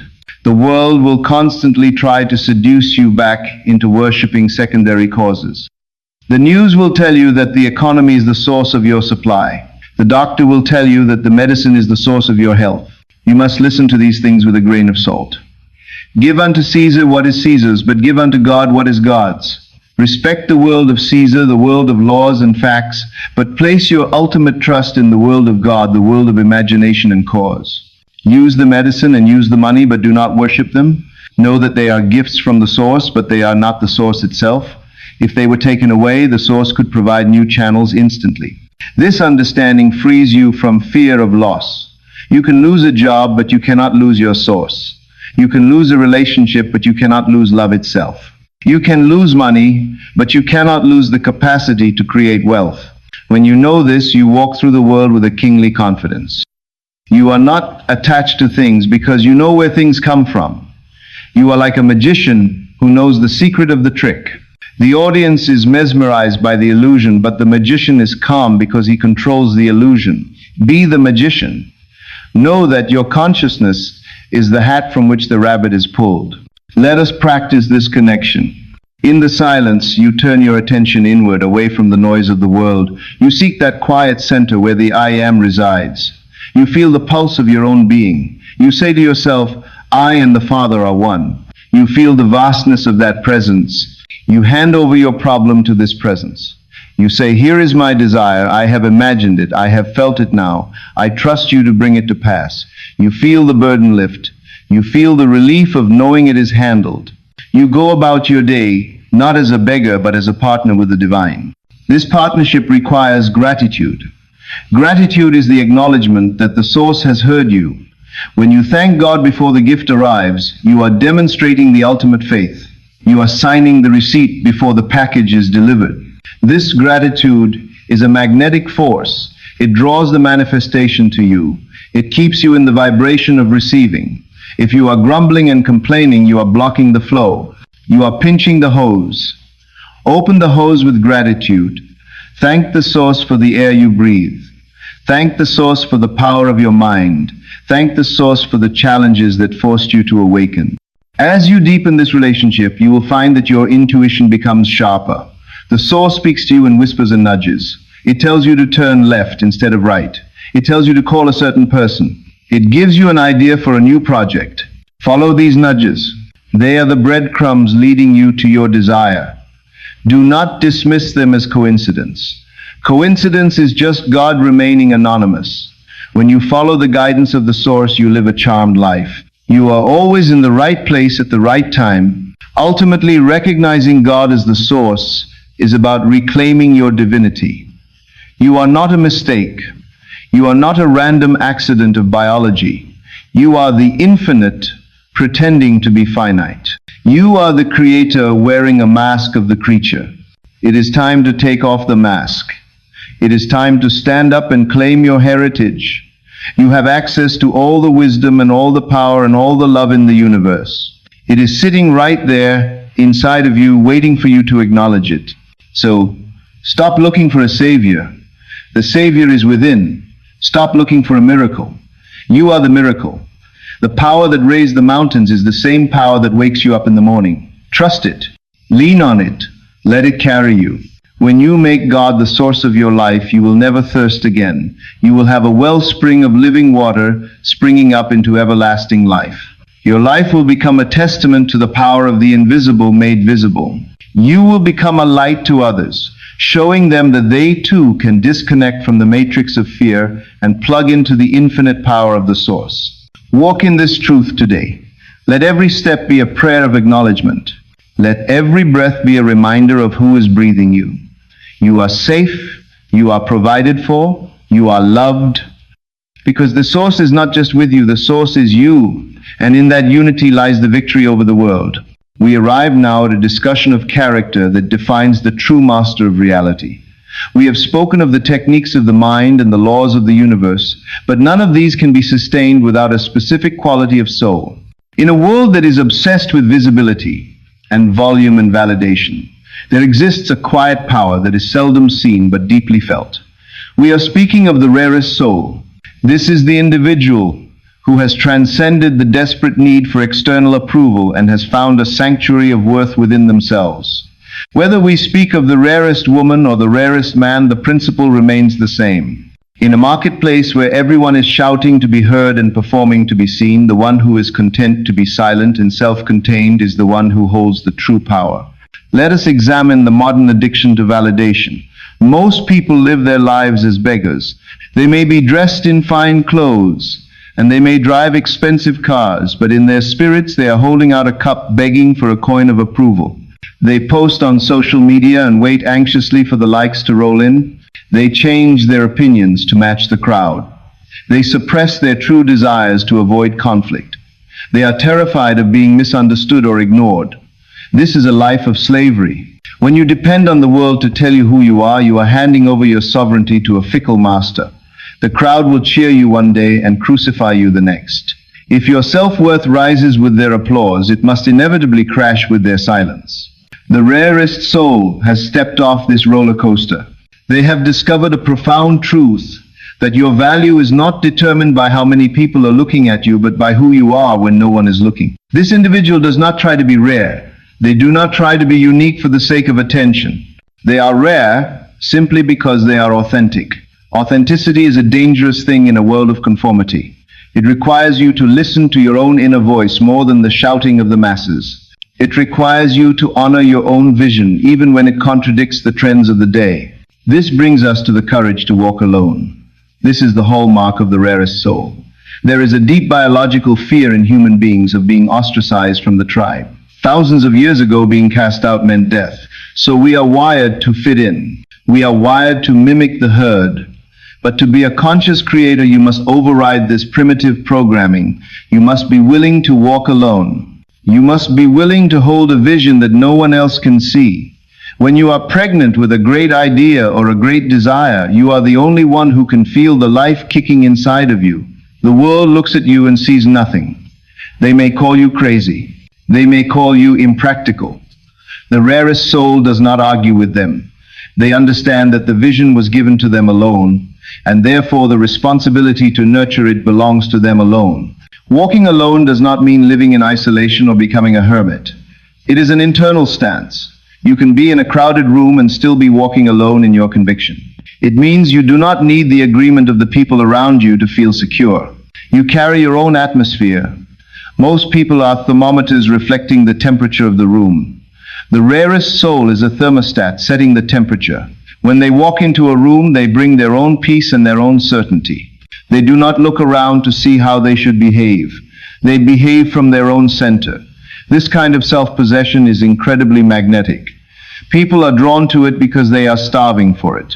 They see someone who is free from the tyranny of opinion, and they want to know the secret. The secret is that the rarest soul has found the source within. We spoke in the previous chapter about God as the source. When you truly know that the infinite intelligence of the universe is the root of your being, you no longer need the validation of finite minds. Why would you care about the opinion of a neighbor when you have the approval of the divine? Why would you worry about fitting in with the sheep when you have the spirit of the lion? This connection to the source gives you a backbone of steel. It allows you to stand firm when the winds of criticism blow. There is a beautiful quietness to this kind of strength. In our culture, we often mistake loudness for power. We think the person dominating the conversation is the leader. We think the person with the most aggressive marketing is the winner. But true power is silent. Think of the ocean. The surface may be crashing and noisy, but the deep currents that move the waters of the world are silent and invisible. The rarest soul operates from the deep currents. They do not feel the need to prove themselves. They do not feel the need to explain their actions. They know who they are, and that is enough. When you do not need to prove yourself, you save a tremendous amount of energy. That energy can then be directed toward creation. Let us talk about the price of this authenticity. It is not free. The price is often misunderstanding. People will project their own insecurities onto you. If you are quiet, they will think you are arrogant. If you are self-contained, they will think you are cold. If you pursue a big dream, they will think you are delusional. The rarest soul accepts this price. They understand that people can only meet you as deeply as they have met themselves. If someone is living on the surface of life, they cannot understand someone who is swimming in the depths. To be misunderstood by the world is often a sign that you are aligned with your soul. Do not lower yourself to be understood. Stay in the heights and let those who are ready climb up to meet you. This individual also possesses a rare relationship with desire. Their desires are intentional. They do not want things just because society tells them they should want them. They do not chase the standard definition of success if it does not resonate with their spirit. They take the time to sit in stillness and ask, what do I really want? What brings me joy? What sets my soul on fire? And once they identify that desire, they pursue it with a single-minded focus. They are not distracted by what others are doing. They stay in their own lane, running their own race. This protects them from the poison of envy. Envy is simply looking at someone else's path and forgetting your own. The rarest soul knows that their path is unique and divinely ordained, so there is no need to compare. Let us explore the resilience of this soul. Life will bring challenges to everyone. The rain falls on the just and the unjust. But the rarest soul handles the storms differently. They do not crumble into victimhood. They do not waste time blaming others or feeling sorry for themselves. They view every challenge as a refining fire. They ask, what is this teaching me? How can I use this to become stronger? They have a deep trust in the unfolding of their life. They know that even the setbacks are part of the divine orchestration. Because they are detached from appearances, they do not define themselves by their failures. A failure is just an event. It is not an identity. They brush themselves off, learn the lesson, and keep walking. This resilience is rooted in self-compassion. The rarest soul is kind to themselves. They know that the journey of awakening is difficult. They do not beat themselves up for making mistakes. They understand that perfection is an illusion. Growth is the reality. When they fall, they speak to themselves with the same gentleness they would offer a best friend. They practice forgiveness daily. They forgive others not because the others deserve it, but because they refuse to carry the heavy luggage of resentment. They forgive themselves for not knowing better in the past. This lightness of spirit allows them to travel far. There is also a profound mystery in how this soul relates to others. Because they do not need people to fill a void in them, they are able to love people freely. Most relationships are transactions. I will trade you my validation if you give me yours. I will make you feel secure if you make me feel important. But the rarest soul enters a relationship already full. They are not looking for a savior or a crutch. They are looking to share their overflow. This makes them incredibly safe to be around. They do not manipulate. They do not play mind games. They are present and authentic. And paradoxically, by not needing anyone, they become the person everyone wants to be around. You may be wondering how to become this rarest soul. It begins with a decision to stop abandoning yourself. Every time you say yes when you want to say no, you are abandoning yourself. Every time you dress or speak or act to please a crowd, you are abandoning yourself. You must start the practice of loyalty to the self. This does not mean being selfish in a narcissistic way. It means honoring the divine spark within you. It means treating your own intuition as a sacred command. Start by spending time alone. Real solitude is the forge of the soul. If you cannot be happy alone, you will never be happy with others because you will always be using them as a distraction from yourself. Go into the silence. Face your own thoughts. Make friends with the person in the mirror. Learn to enjoy your own company. When you are no longer afraid of being alone, you become invincible. You are no longer susceptible to peer pressure because the threat of exclusion holds no terror for you. You have a home inside yourself. Then practice the art of silence. In a conversation, do not rush to fill the gaps. Do not rush to tell your story or prove your point. Sit back, listen, observe, hold your power. You will find that when you speak, your words will have more weight. People listen to the one who speaks less but says more. Practice keeping your dreams to yourself during the gestation period. Do not scatter your energy by telling everyone what you are going to do. Let the results speak for you. The rarest soul is often the quietest person in the room, but their presence screams. This path requires you to let go of the good opinion of other people. This is the hardest part. We are addicted to being liked. But you cannot be a pioneer and be liked by everyone. Pioneers disrupt the status quo. Pioneers make people uncomfortable because they show them what is possible. If you are going to build a new reality, you will disturb the slumber of those who are content with the old reality. Accept this, bless them, and move on. Do not dim your light just because it shines in someone else's eyes. The rarest soul understands that their life is a canvas and they are the artist. They do not hand the paintbrush to their parents or their boss or the media. They paint their own picture. It may be a picture that the world has never seen before. Good. That is why you are here, to bring something new into existence, to express a facet of God that has never been expressed. If you copy others, you are robbing the universe of your uniqueness. As you walk this path, you will find that your tribe changes. You may lose friends who were attached to your smallness. Let them go. You will attract new friends who are attracted to your greatness. You will find other rare souls, and when rare souls meet, there is a recognition. There is a deep respect. Iron sharpens iron. Do not be afraid of the transition period where you might feel alone. It is just the hallway between two rooms. Keep walking. So I invite you today to embrace your rarity. Embrace the parts of you that do not fit in. Embrace your strange desires and your quiet knowing. Stop trying to be normal. Normal is just the average of the collective confusion. Be extraordinary. Be the one who dares to believe in the invisible. Be the one who dares to assume the wish fulfilled when the world is burning. Be the one who walks with a mysterious smile because they know something the world does not know. You are called to be a pillar of light. A pillar does not lean on others. It stands straight and holds up the roof. Be that pillar for your family and your community. But remember, you can only support others if you are anchored in your own source. If you are leaning on them, you will all fall. Anchor yourself in the I am. Find your stability in the silence, and then stand tall. The world is waiting for you.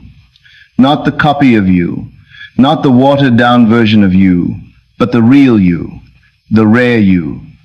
The you that is connected to the source and unafraid of the shadows. This is the invitation of the rarest soul. It is an invitation to royalty. It is an invitation to freedom. Accept it. Walk in it. And watch how the world transforms around you simply because you dared to be yourself. We have spoken of the rare soul and the power of the inner ear and the law of assumption, but now we must confront the heavy chains that keep most people bound to the ground. You cannot fly if you are carrying rocks in your pockets. You cannot build a new future if you are dragging the corpse of your past behind you. The greatest obstacle to manifestation is not the external world, nor is it a lack of resources. The greatest obstacle is the internal state of guilt, shame, and self-condemnation. To become the silent architect of a magnificent reality, you must master the art of self-compassion and forgiveness. This is not just a moral instruction, it is a metaphysical necessity. The creative power of the universe cannot flow freely through a vessel that is clogged with regret. Most of you are your own worst enemies. You have an internal critic that follows you around all day, reminding you of your past failures. It tells you that you are not good enough. It replays the embarrassing moments of 10 years ago. It highlights your flaws and ignores your victories. This internal critic is the voice of the accuser, As long as you listen to the accuser, you cannot hear the voice of God. You cannot assume the feeling of the wish fulfilled if you subconsciously believe you do not deserve it. Many people try to visualize wealth, but deep down they feel they are unworthy sinners who deserve to struggle. This internal conflict cancels out their prayer. To clear the channel, you must declare a total amnesty with yourself. Let us look at the nature of mistakes. In the eyes of the Spirit, a mistake is not a final verdict on your character. It is simply a state of consciousness you fell into. We must distinguish between the actor and the role. You are the infinite I am. You are the divine presence. But in your journey through life, you have played many roles. You have played the role of the fool, the role of the victim, the role of the aggressor, the role of the failure. But you are not the role. When an actor plays a villain on stage and the curtain falls, he does not go home thinking he is evil. He takes off the costume and washes off the makeup and remembers who he really is. You must learn to look at your past mistakes as roles you played when you were in a different state of consciousness. Do not condemn the actor for the script of the role. Forgiveness is the act of taking off the costume. It is the decision to stop identifying with the person you used to be. Neville Goddard taught us the profound technique of revision, which is the most powerful tool for changing the past. Most people believe the past is fixed and unchangeable like stone. But the past is only a memory, and a memory is an image in the mind. If you can change the image, you can change the resonance of the past. If you had an argument with someone yesterday, do not just replay it over and over in your mind, reinforcing the anger. Go back into your imagination and rewrite the scene. Hear them saying what you wish they had said. Hear yourself responding with love instead of anger. Replay this new scene until it feels real. By doing this, you are literally pruning the vine of your memory. You are cutting off the branch that bears bitter fruit and grafting on a branch that bears sweet fruit. This practice of revision is the ultimate form of forgiveness. It is not just saying I forgive you with words while holding resentment in the heart. It is erasing the event from your consciousness and replacing it with what should have happened. When you do this, you release the energy that was trapped in that trauma. You free yourself and you free the other person. You will be amazed to find that when you revise a conflict with someone, they often change their behavior towards you in the present. They may not know why, but the energy cord of conflict has been cut. You have changed the cause, so the effect must change. But the hardest person to forgive is often yourself. We judge ourselves by a standard of perfection that is impossible to maintain. We look back at our younger selves and judge them with the wisdom we have now. This is unfair. You did the best you could with the level of consciousness you had at that time. If you had known better, you would have done better. Be gentle with your past self. Treat that version of you like a child who was learning to walk. When a child falls, we do not scream at them. We pick them up and encourage them to try again. You must become the loving parent to your own inner child. Self-compassion is not self-pity. Self-pity says, I am weak and the world is mean to me. Self-compassion says, I am human and I am learning and I deserve love while I grow. When you practice self-compassion, you create a safe environment for your soul to expand. If you are constantly beating yourself up, your soul will shrink and hide. It will be afraid to take risks.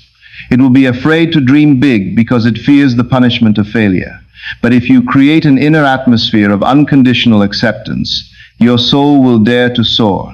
It will know that even if it falls, it will be caught by the arms of your own kindness. You cannot manifest abundance from a vibration of unworthiness. Unworthiness is a repellent. It pushes away the very good you desire. You might affirm, I am wealthy, but if you feel guilty about money or feel you haven't worked hard enough, the feeling of guilt will win. You must realize that you deserve the best life has to offer, not because of what you have done, but because of who you are. You are a piece of the divine. Does God deserve abundance? Yes. Therefore, you deserve abundance. Your worth is intrinsic. It is not earned by deeds and it is not lost by mistakes. It is a birthright. Let us go deeper into the mechanism of holding on. Why do we hold on to guilt and resentment? Often it is because we believe that by punishing ourselves, we are somehow paying for our sins. We think that if we suffer enough, we will balance the scales. This is false. Your suffering serves no one. It does not help the person you hurt. and it certainly does not help you. The only way to truly make amends for the past is to live beautifully in the present. The best apology to the world is to become a healed, whole, and happy person who radiates love. You cannot add to the light of the world by dimming your own light with shame. There is also a strange comfort in victimhood. As long as we blame others for our pain, or blame our past for our present, we do not have to take responsibility for our future. We can say, I cannot succeed because my parents treated me badly, or because I made a terrible mistake 10 years ago. Forgiveness is the act of taking back your power. It is saying that the past no longer has dominion over me. I am stepping out of the story of the victim and into the story of the Creator. When you forgive, you are not condoning the bad behavior of others. You are simply deciding that their behavior will no longer rent space in your head. You are evicting them. You are reclaiming your mental real estate for your own creations. Imagine your mind is a garden. Resentment and guilt are toxic weeds. They have deep roots and they choke the life out of your beautiful desires. If you plant the seed of a new house or a new relationship, but the soil is full of the poison of the past, the seed will struggle to grow. You must weed the garden daily. Every evening, review your day. If there was any friction, any judgment, any self-critique, pull it out. Revise it, let it go. Do not let the sun go down on your wrath. Sleep with a clean heart. This daily hygiene of the mind is just as important as brushing your teeth. If you do not brush your teeth, they decay. If you do not cleanse your mind, your spirit decays. Compassion also extends to your body. Many of you are at war with your bodies. You hate your weight, or your skin, or your age. You look in the mirror and criticize the vessel that carries you. This body is the temple of the living God. It listens to every thought you think about it. If you send it hate, it will reflect that hate in illness and lethargy. If you send it love, it will reflect that love in vitality and beauty. Forgive your body for not being perfect. Thank it for serving you. Bless it. When you love your body, it relaxes. It releases the stress hormones that cause disease. It becomes a cooperative partner in your journey. We must also talk about the illusion of time in relation to forgiveness. We think that time heals all wounds. This is a myth. Time changes nothing. Only a change in consciousness changes things. You can hold a grudge for 50 years and it will be as fresh today as it was then if you keep revisiting it. Conversely, you can heal a deep trauma in an instant if you radically shift your perception of it. The moment you see the past differently, the past changes. The moment you see yourself differently, you change. Do not wait for time to heal you. Heal yourself now by deciding to let it go. Drop the heavy bag. You have carried it long enough. Think of the energy you consume by holding on to grudges. It takes tremendous effort to stay angry. It takes tremendous effort to maintain a wall of defense. Imagine if all that energy were released and made available for your creativity. Imagine if the energy you spend regretting the past was spent building the future. You would become unstoppable. Forgiveness is an energy management strategy. It is the most efficient way to live. It frees up your resources to focus on the silent architect's work. You may ask, but how do I forgive the unforgivable? You do it by realizing that everyone is acting from their state of consciousness. If someone hurt you, they were in a state of ignorance or pain or fear. They were asleep. Father, forgive them, for they know not what they do. This was the prayer of the Master. When you see people as sleeping beings acting out their nightmares, you can have compassion for them, even if you do not allow them in your life. You can wish them well from a distance and cut the cord, and for yourself realize that you too were asleep when you made your mistakes. Now you are waking up. The awakened soul cannot hold grievances, because the awakened soul sees the unity of all things. If I hate you, I'm essentially hating a part of myself. If I judge you, I'm judging myself. The world is a mirror. When I clean the spot on my own face, the mirror becomes clean. When I cleanse my heart of judgment, the world becomes a friendlier place. I stop attracting punishment, and I start attracting blessing. This is the law. The merciful shall obtain mercy. Let us practice a moment of radical self-acceptance. Right now, in this silence, call to mind something you have been beating yourself up about. Maybe you lost money. Maybe you failed a relationship. Maybe you wasted time. Look at that event. Now step back from it. See it as a scene in a movie you acted in. It was a dramatic scene. It was painful. But the scene is over. The director has yelled, "Cut." You are off the set. Do not keep acting out the drama in your dressing room. Take off the costume. Look at yourself in the spiritual mirror and say, "I am innocent. I am learning. I release this memory to the nothingness. I am free to be new." This feeling of being new is essential for the law of assumption. You cannot assume a new identity if you are clinging to the old one. The new man cannot live in the same house as the old man. You must bid the old man farewell. Thank him for the lessons. Thank him for the survival. But tell him his time is up. You are moving into a mansion of light and he cannot come with you. This is a funeral and a birthday all at once. You are burying the past and birthing the future. Do not be afraid of the void that forgiveness creates. When you let go of the old story, you might feel empty for a moment. You might not know who you are without your trauma. This is a good place. This is the fertile void. In this emptiness, you can plant any seed you wish. You can define yourself not by what happened to you, but by what you imagine for yourself. You are no longer the survivor of X. You are the creator of Y. This shift in narrative changes your biology, your psychology, and your destiny. As you move forward from this chapter, carry the shears of revision with you always. Do not let weeds take root. Snip at them the moment they appear. If a negative thought about yourself arises, snip it. Replace it with a rose. I am wonderful. I am capable. I am beloved. Keep your inner garden pristine. This is the work of the silent architect. The blueprint must be kept clean. If there are smudges of guilt on the blueprint, the building will be flawed. Erase the smudges with the eraser of love. Remember that God is love. The source is love. When you align with love, you align with the greatest power in the universe. Love dissolves barriers. Love heals wounds. Love opens doors. But it must start with you. You cannot give what you do not have. Fill your own cup with love until it overflows. Stand under the waterfall of divine grace and let it wash away every speck of dust from your soul. You are clean.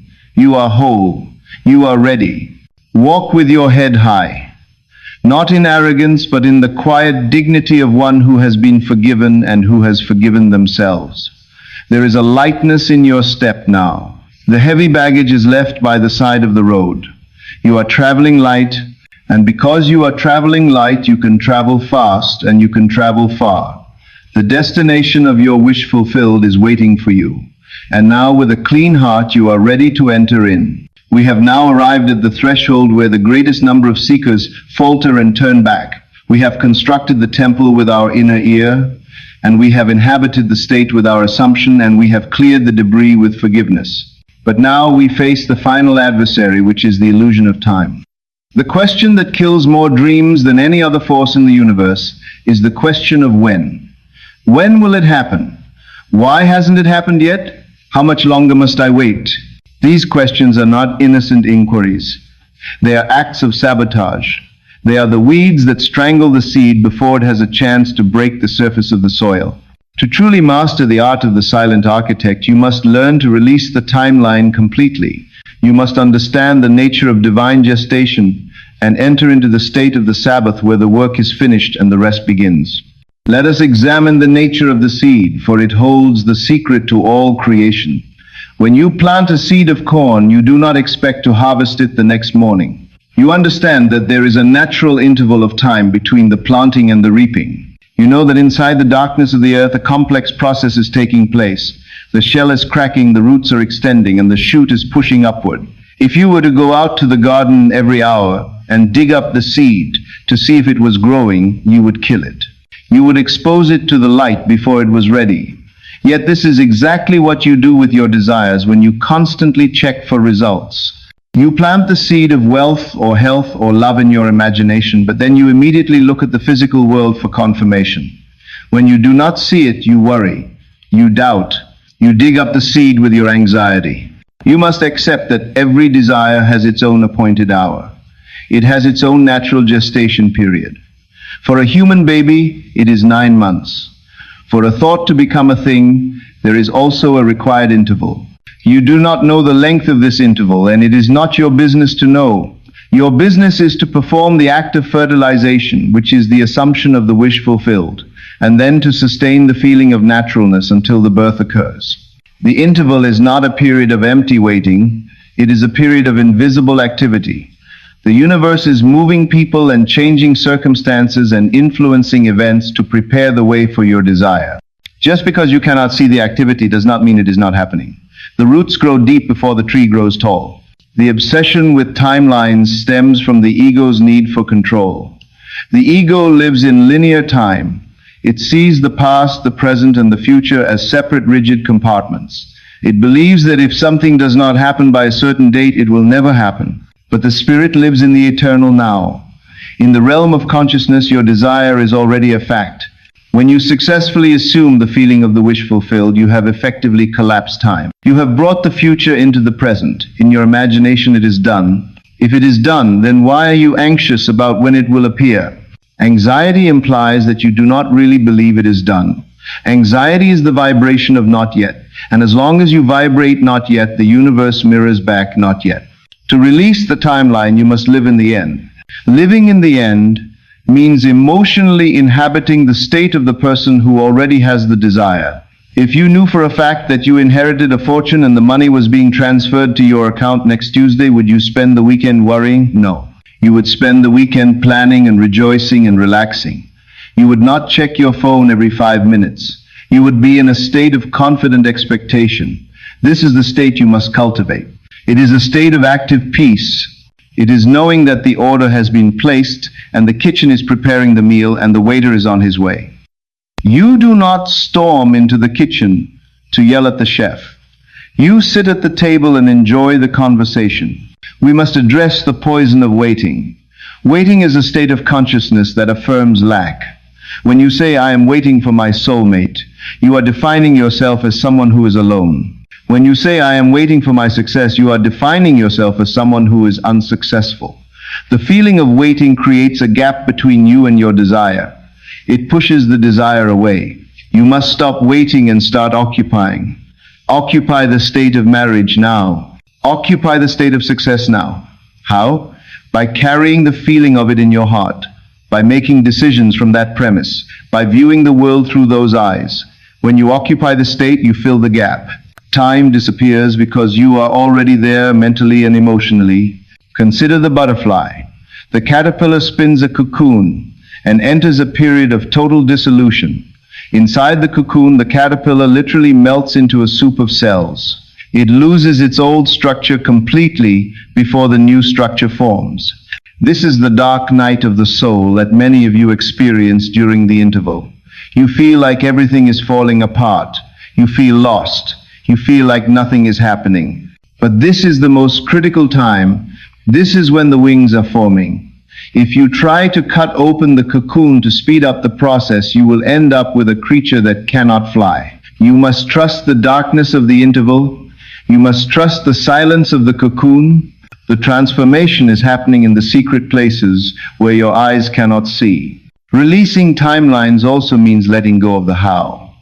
Usually when we obsess over when it is because we are trying to figure out how. We calculate that in order to have $1 million by December, we need to make this much by July and this much by September.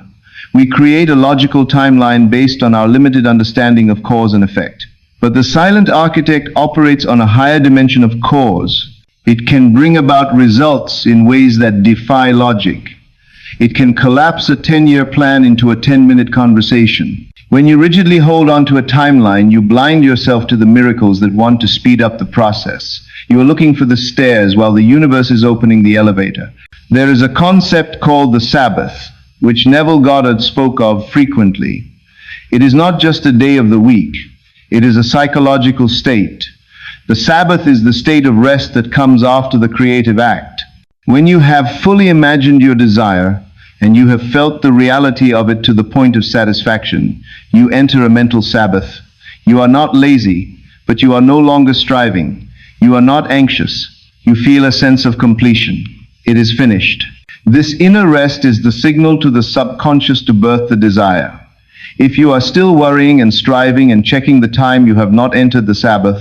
You are still interfering with the pregnancy. You must let go and let the subconscious take over. Imagine you are pregnant with a great destiny. A pregnant woman does not wonder if she is pregnant every day. She knows. She does not try to force the baby to grow faster. She eats well, and she rests, and she prepares the nursery. She trusts the wisdom of her body to know the exact moment of delivery. Your spiritual pregnancy is no different. You have conceived a new version of yourself. Now you must nurture it with faith and patience. Do not induce labor with your impatience. Premature action often leads to abortion of the desire. Let it come in its own perfect fullness. One of the hardest things to do is to remain faithful when the external world seems to be going in the opposite direction. You imagine wealth and then you get a large bill. You imagine health and then you get a cold. You imagine love and then you have an argument. The senses scream that it is not working. They scream that you are running out of time. This is the test of the master. The master understands that the old reality often kicks and screams before it dies. The flare-up of the opposite is often the last gasp of the old state. Do not react to it. Do not reset the clock by accepting the appearance. Hold your ground. Say to yourself, this is just the debris clearing out. My vision is sure. My time is appointed. When you release the timeline, you also release the pressure. Pressure creates resistance. If you have ever tried to remember a name and you couldn't recall it, the harder you tried, the further away it went.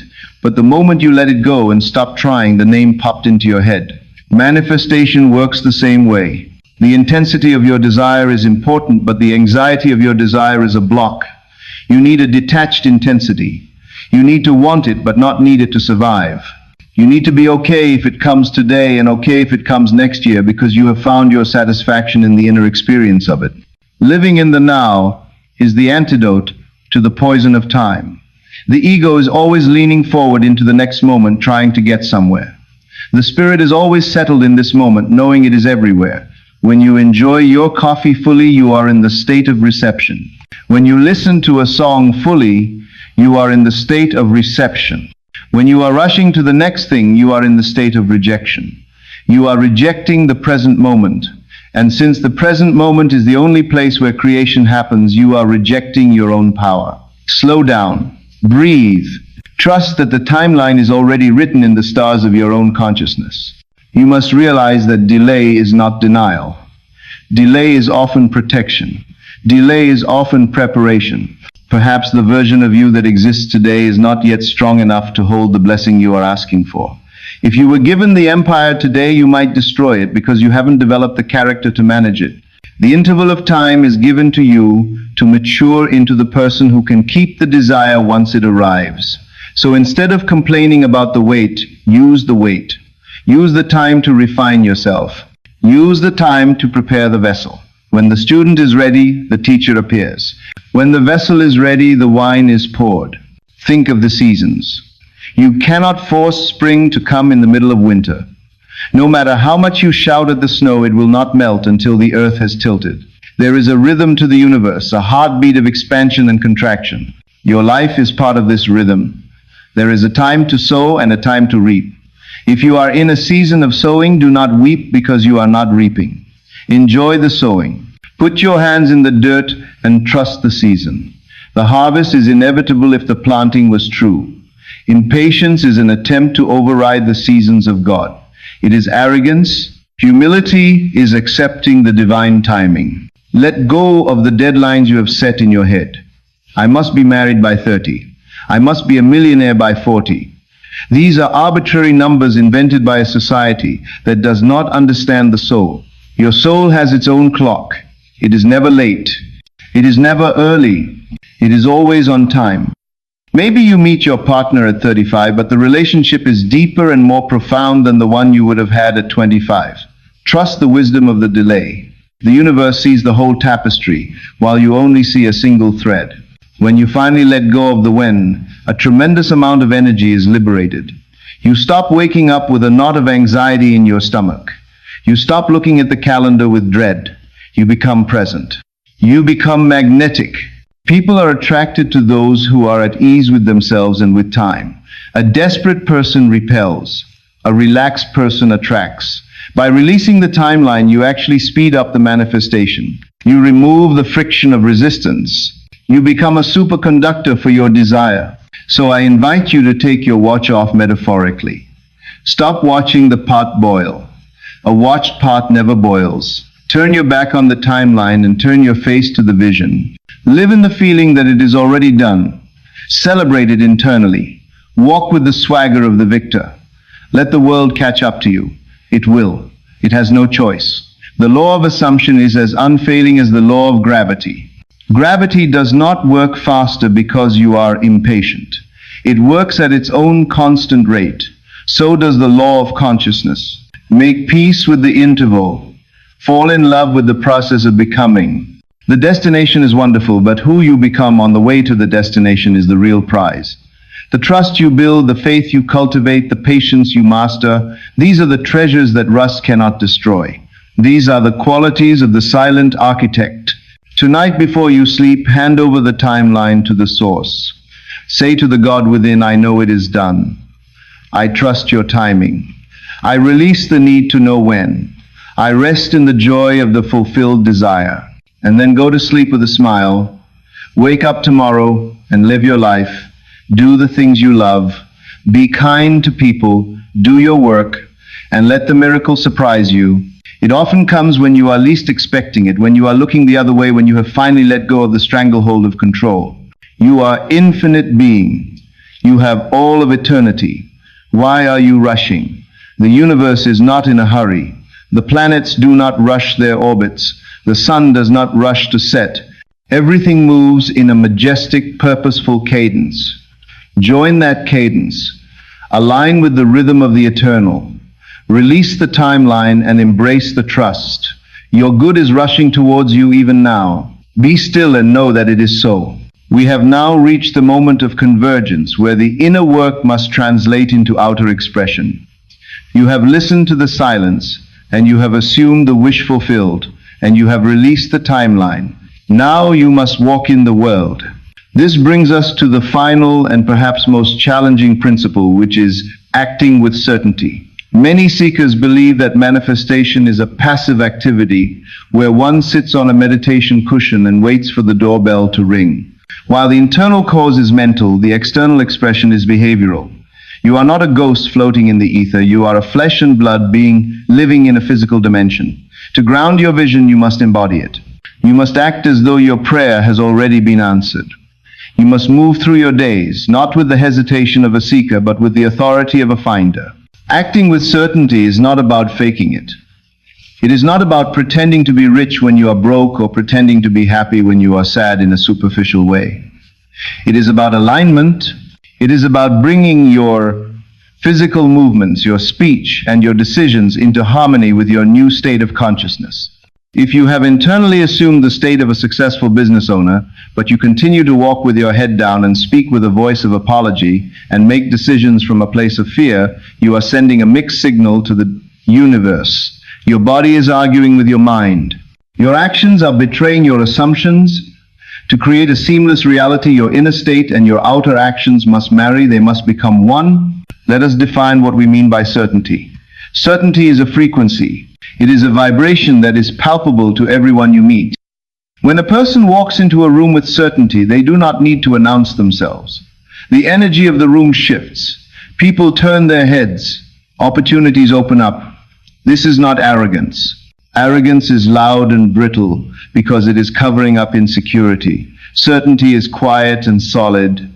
It comes from the deep knowing that you are backed by the infinite power of the source. It comes from the conviction that your desire is not a possibility but a probability that has hardened into a fact. When you act with certainty, you are telling the universe that you trust your own imagination more than you trust the temporary appearances of the world. Consider the psychology of the person who already has what you want. How do they make decisions? If you want to be wealthy, observe the psychology of wealth. A wealthy person does not agonize over every penny. They respect money, but they do not fear it. They understand that money is a tool for circulation. If you are trying to manifest wealth, but you hoard every cent out of fear of lack, you are acting from poverty. To act with certainty, you must begin to circulate what you have with a spirit of trust. You might not be able to buy a mansion yet, but you can buy your coffee with the feeling of a billionaire. You can tip the waiter with the generosity of a king. It is not the amount that matters, it is the attitude. It is the internal gesture of abundance that registers in the subconscious. If you desire a loving relationship, how does a love person act? A person who is secure in love does not check their phone every 2 minutes to see if they have a text. They do not analyze every word their partner says, looking for signs of rejection. They move through their day with a sense of wholeness. They have their own passions and their own joy. To act with certainty in this area means to stop the behavior of the desperate pursuer. It means to center yourself in your own worthiness. When you stop chasing and start standing in your own value, you become a magnet. The energy you used to spend on anxiety is now converted into magnetism. You act as if you are already chosen, and in doing so, you become the choice. We must speak of the bridge of incidents. Neville Goddard taught that between your assumption and its fulfillment, there is a bridge of events that you must walk across. You may not know what these events will be. They may seem like coincidences or chance meetings or even temporary setbacks. Acting with certainty means walking across this bridge without faltering. It means taking the next logical step that presents itself without needing to see the entire staircase. When you are certain of the destination, you do not panic if the road takes a turn. You do not turn back if you hit a bump. You keep moving. You keep acting. You trust that the bridge is being built under your feet with every step you take. Often acting with certainty requires you to do things that terrify your logical mind. It may require you to quit a job that is draining your soul even before the new job is guaranteed. It may require you to invest in a project when the bank account looks low. It may require you to speak your truth when your voice is shaking. These are the moments of initiation. These are the moments where you prove to the universe that you believe in your vision more than you believe in your fear. When you take a bold step into the unknown, you are engaging the gears of the universe. Providence moves when you move. As long as you stand on the edge of the cliff shivering, nothing happens. The moment you jump, the net appears. There is a difference between inspired action and forced action. Forced action comes from fear. It is frantic. It is exhausting. It feels like you are pushing a boulder up a hill. Inspired action comes from the state of the wish fulfilled. It feels like flow. It feels like you are being pulled by the vision. When you act with certainty, you are not forcing doors open. You are walking through doors that open for you. But you must be walking. You cannot steer a parked car. You must be in motion for the guidance to direct you. Acting with certainty puts you in motion. Let us look at your physical demeanor. The body is the subconscious mind in physical form. If you want to know what you really believe, look at your posture. Are you slumped over protecting your heart? Are you avoiding eye contact? Or are you standing tall with an open chest and a steady gaze? To act with certainty, you must inhabit your body like a master. Walk as if you own the earth.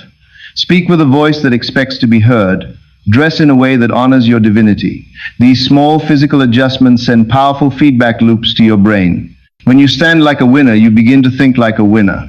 When you dress like a successful person, you begin to feel successful. Do not wait for the success to change your body language. Change your body language to invite the success. There is a concept of brazen impudence. This is the spiritual audacity to claim what is yours. The world loves the person who knows what they want and is not afraid to ask for it. The timid soul is ignored. The bold soul is served. Acting with certainty means you stop apologizing for your desires. You stop making yourself small to make others comfortable. You state your intent clearly. You ask for the sale. You ask for the date. You apply for the position. You do not wait to be invited. You invite yourself to the banquet of life. This brazenness is not rude. It is simply the recognition that you are a child of the Most High God, and therefore you have a seat at the table. Acting with certainty also means keeping your word. When you say you will do something, do it. This builds trust not only with others but with yourself. If you constantly break promises to yourself, you erode your own power. If you say you will get up early to meditate, then get up. If you say you will work on your dream, then work. Every time you follow through on an action, you are depositing coins into the bank of your self-esteem. You are proving to yourself that you are a creator who commands matter. A creator does not say, "Let there be light," and then hit the snooze button. A creator speaks and it is done. Be a person of your word.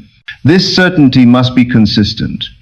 You cannot be certain for 10 minutes during your visualization and then spend the rest of the day in doubt. The acting must be continuous. It is a lifestyle, not a technique. You must wear the new identity like a second skin until it becomes your first skin. When a challenge arises, do not revert to the old victim mentality. Pause and ask yourself, how would my future self handle this? How would the millionaire handle this bill?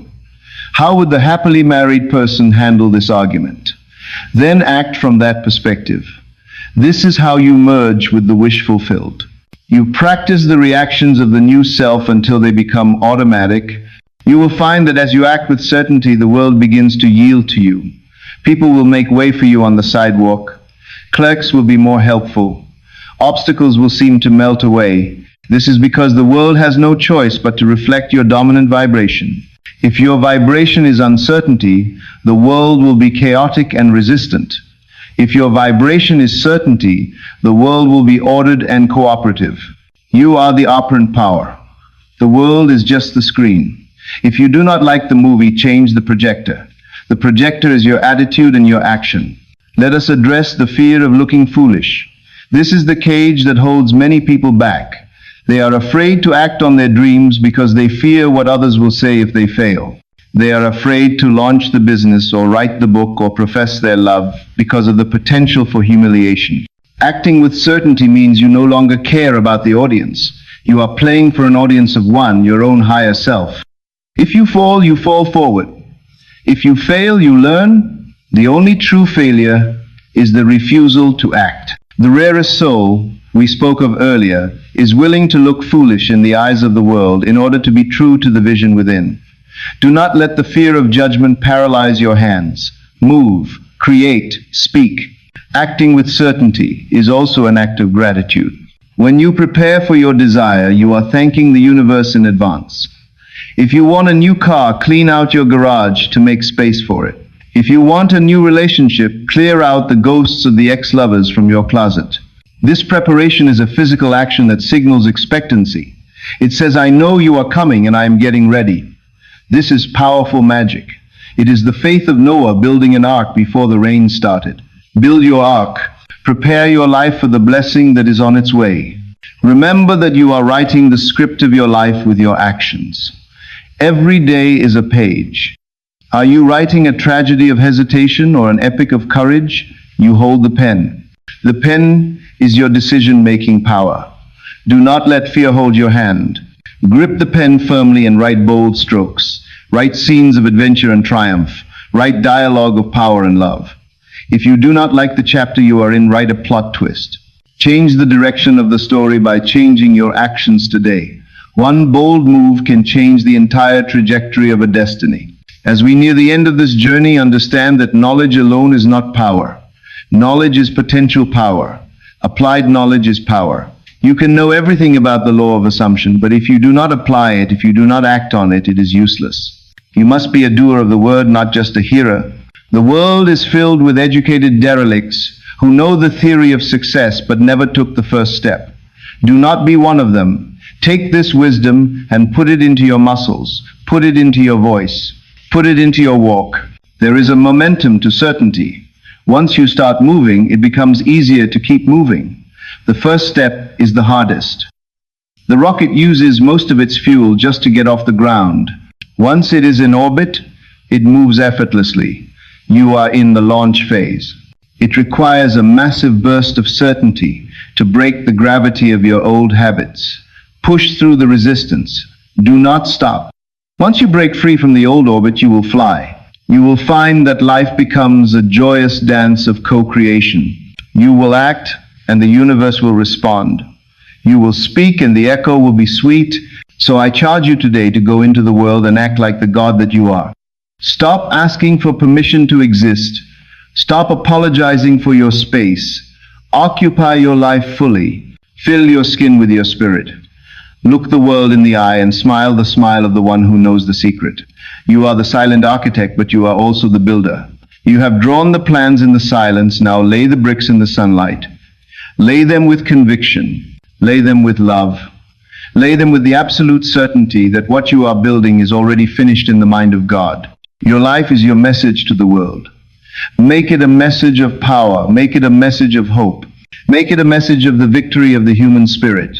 When you act with certainty, you give others permission to do the same. You become a lighthouse in a sea of doubt. Shine your light, walk your path, claim your destiny. The time for hiding is over. The time for waiting is done. The time for acting is now. Rise up and be who you were born to be. The universe is waiting for your command. We have journeyed together through the landscape of the soul, and we have explored the hidden mechanics of reality. We have stood in the presence of the silent architect, and we have learned the art of the inner ear and the law of assumption and the power of attention. We have walked the path of the rare soul and washed ourselves in the waters of forgiveness. We have released the tyranny of time, and we have committed to acting with certainty. Now we stand at the threshold of a new beginning. This is not merely the end of a video or the conclusion of a lecture. This is a commencement. You are graduating from the school of victimhood and entering the school of mastery. You are stepping out of the darkness of unconscious reaction and into the light of conscious creation. Before you go, I want to offer you a benediction, a final blessing, and a charge to keep the flame alive in a world that often seeks to extinguish it. You are now the carrier of a great secret. It is the open secret of the ages, known by the mystics and the prophets and the masters of every generation. The secret is that you are not a cork bobbing helplessly on the ocean of fate. You are the ocean itself. You are the operant power. The world you see around you is not a prison, it is a playground. It is a canvas waiting for your paint. It is clay waiting for your hands. You have remembered who you are. You are the I am. You are the dreamer and the dream. You are the cause and the effect. Do not let this knowledge fade as you turn off this screen. Do not let it be just another piece of intellectual entertainment that you consume and forget. Let it sink into your bones. Let it rewrite your DNA. Let it become the foundation upon which you build the rest of your life. I want you to acknowledge the shift that has happened within you during this time. You are not the same person who pressed play 2 hours ago. Something has moved. Something has awakened. A seed has been planted in the fertile soil of your imagination. It is a seed of greatness. It is a seed of possibility. You have a responsibility now to protect that seed.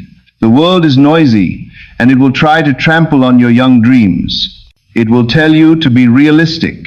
It will tell you to settle for less. It will point to the statistics and the economy and your past failures as proof that you cannot succeed. But you know the truth now. You know that facts are just frozen echoes of the past. You know that the truth is what you create in the silence. Go forth from this place as a guardian of your own mind. Be vigilant at the gate of your consciousness.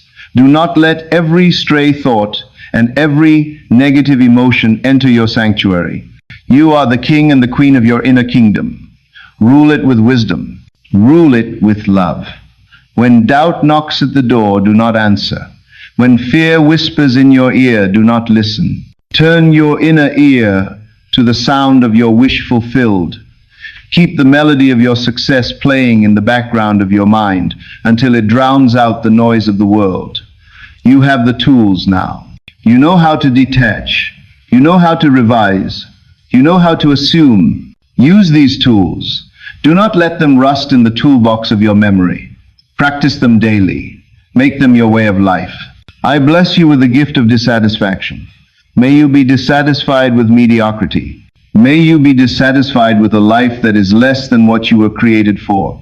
Let this divine dissatisfaction drive you to seek higher ground. Let it push you out of your comfort zone and into the zone of miracles. Do not settle for a life of quiet desperation. You were born for a life of bold expression. You were born to shine. You were born to demonstrate the power of God to a watching world. Let your life be the evidence of the truth we have spoken here. Let your success be the sermon that converts the unbeliever. Let your joy be the light that guides the lost. I bless you with the gift of resilience. The road ahead will not always be smooth. There will be mountains to climb and rivers to cross. There will be moments when you want to give up. In those moments, remember this time. Remember the feeling of certainty you have right now. Draw from the well of silence within you. Know that the obstacle is not there to stop you, it is there to strengthen you. It is the resistance that gives the bird lift. It is the fire that refines the gold. Embrace the challenge. Look it in the eye and say, I am greater than you. I am the silent architect, and I can redesign this situation with a thought. I bless you with the gift of solitude. May you find joy in your own company. May you find the courage to walk alone when the crowd is going the wrong way. Do not be afraid to be the rare soul. Do not be afraid to be different. Your difference is your gift. Your uniqueness is your treasure. Walk your path with your head held high. You do not need the validation of the world when you have the validation of the source. You are enough. You have always been enough. You will always be enough. Rest in that knowing. As you go back into the world of Caesar, the world of bills and jobs and obligations, carry the peace of God with you. Be in the world, but not of it. Pay your taxes and do your work and love your family, but keep your anchor in the invisible. Remember that the true reality is the one you carry in your heart. The outer world is just the shadow cast by your inner light. If the shadow is dark, make the light brighter. Do not fight the shadow. Just shine. Shine with your assumption. Shine with your attention. Shine with your love. I release you from the burden of the past. Leave the heavy bags here. Leave the guilt and the shame and the regret on the floor of this virtual temple. You do not need them where you are going. You are a new creation. The old has passed away. Behold, the new has come. Walk out of here light. Walk out of here free. Forgive everyone who has ever hurt you, not for them, but for you. Cut the cords that bind you to the old story. Start writing a new chapter today. Write a chapter of triumph. Write a chapter of abundance. Write a chapter of love. The pen is in your hand. The page is blank. The ink is your imagination. Write a masterpiece. I want you to trust the bridge of incidents. You may not see how your desire will come to pass. You may not see the path through the forest, but trust that the path is there. Trust that the universe is conspiring in your favor. Trust that every person you meet and every situation you encounter is a stepping stone to your destiny. Even the things that look like setbacks are setups for a comeback. Trust the process. Trust the timing. Trust the silent architect who sees the end from the beginning. You are being guided. You are being protected. You are being led by a hand you cannot see to a destination you could not have planned better yourself. Remember that you are never alone. The source is with you. The I am is with you. The presence that created the stars is breathing your breath and beating your heart. You can never be separated from your power because your power is your very life. When you feel lonely, turn inward. Meet the beloved in the chamber of your heart. Talk to the source. Listen to the source. Let the source fill you with a peace that the world cannot give and the world cannot take away. You are a child of the universe, no less than the trees and the stars. You have a right to be here. I charge you to be a blessing to others. The power you have discovered is not just for your own selfish gain. It is to be shared. It is to be used to uplift humanity. When you become wealthy, be generous. When you become healthy, help the sick. When you become wise, teach the ignorant. You are a channel for the divine flow. If you hoard the flow, it becomes stagnant. If you give it away, it multiplies. Be a river, not a reservoir. Let the blessings flow through you to everyone you meet. Let people leave your presence feeling better than when they arrived. Let your life be a benediction to the world. Do not worry about the how. The how is the domain of God. Your domain is the what and the who. Keep your eyes on the prize. Keep your feeling in the end. Let the universe handle the logistics. You will be amazed at how easily things fall into place when you stop forcing them. You will be amazed at the coincidences and the synchronicities. Smile at them. They are the winks of the universe. They are the signs that you are on the right track. Keep walking. Keep trusting. Keep assuming. As you close your eyes tonight to sleep, remember the feeling of the wish fulfilled. Fall asleep in the arms of your desire.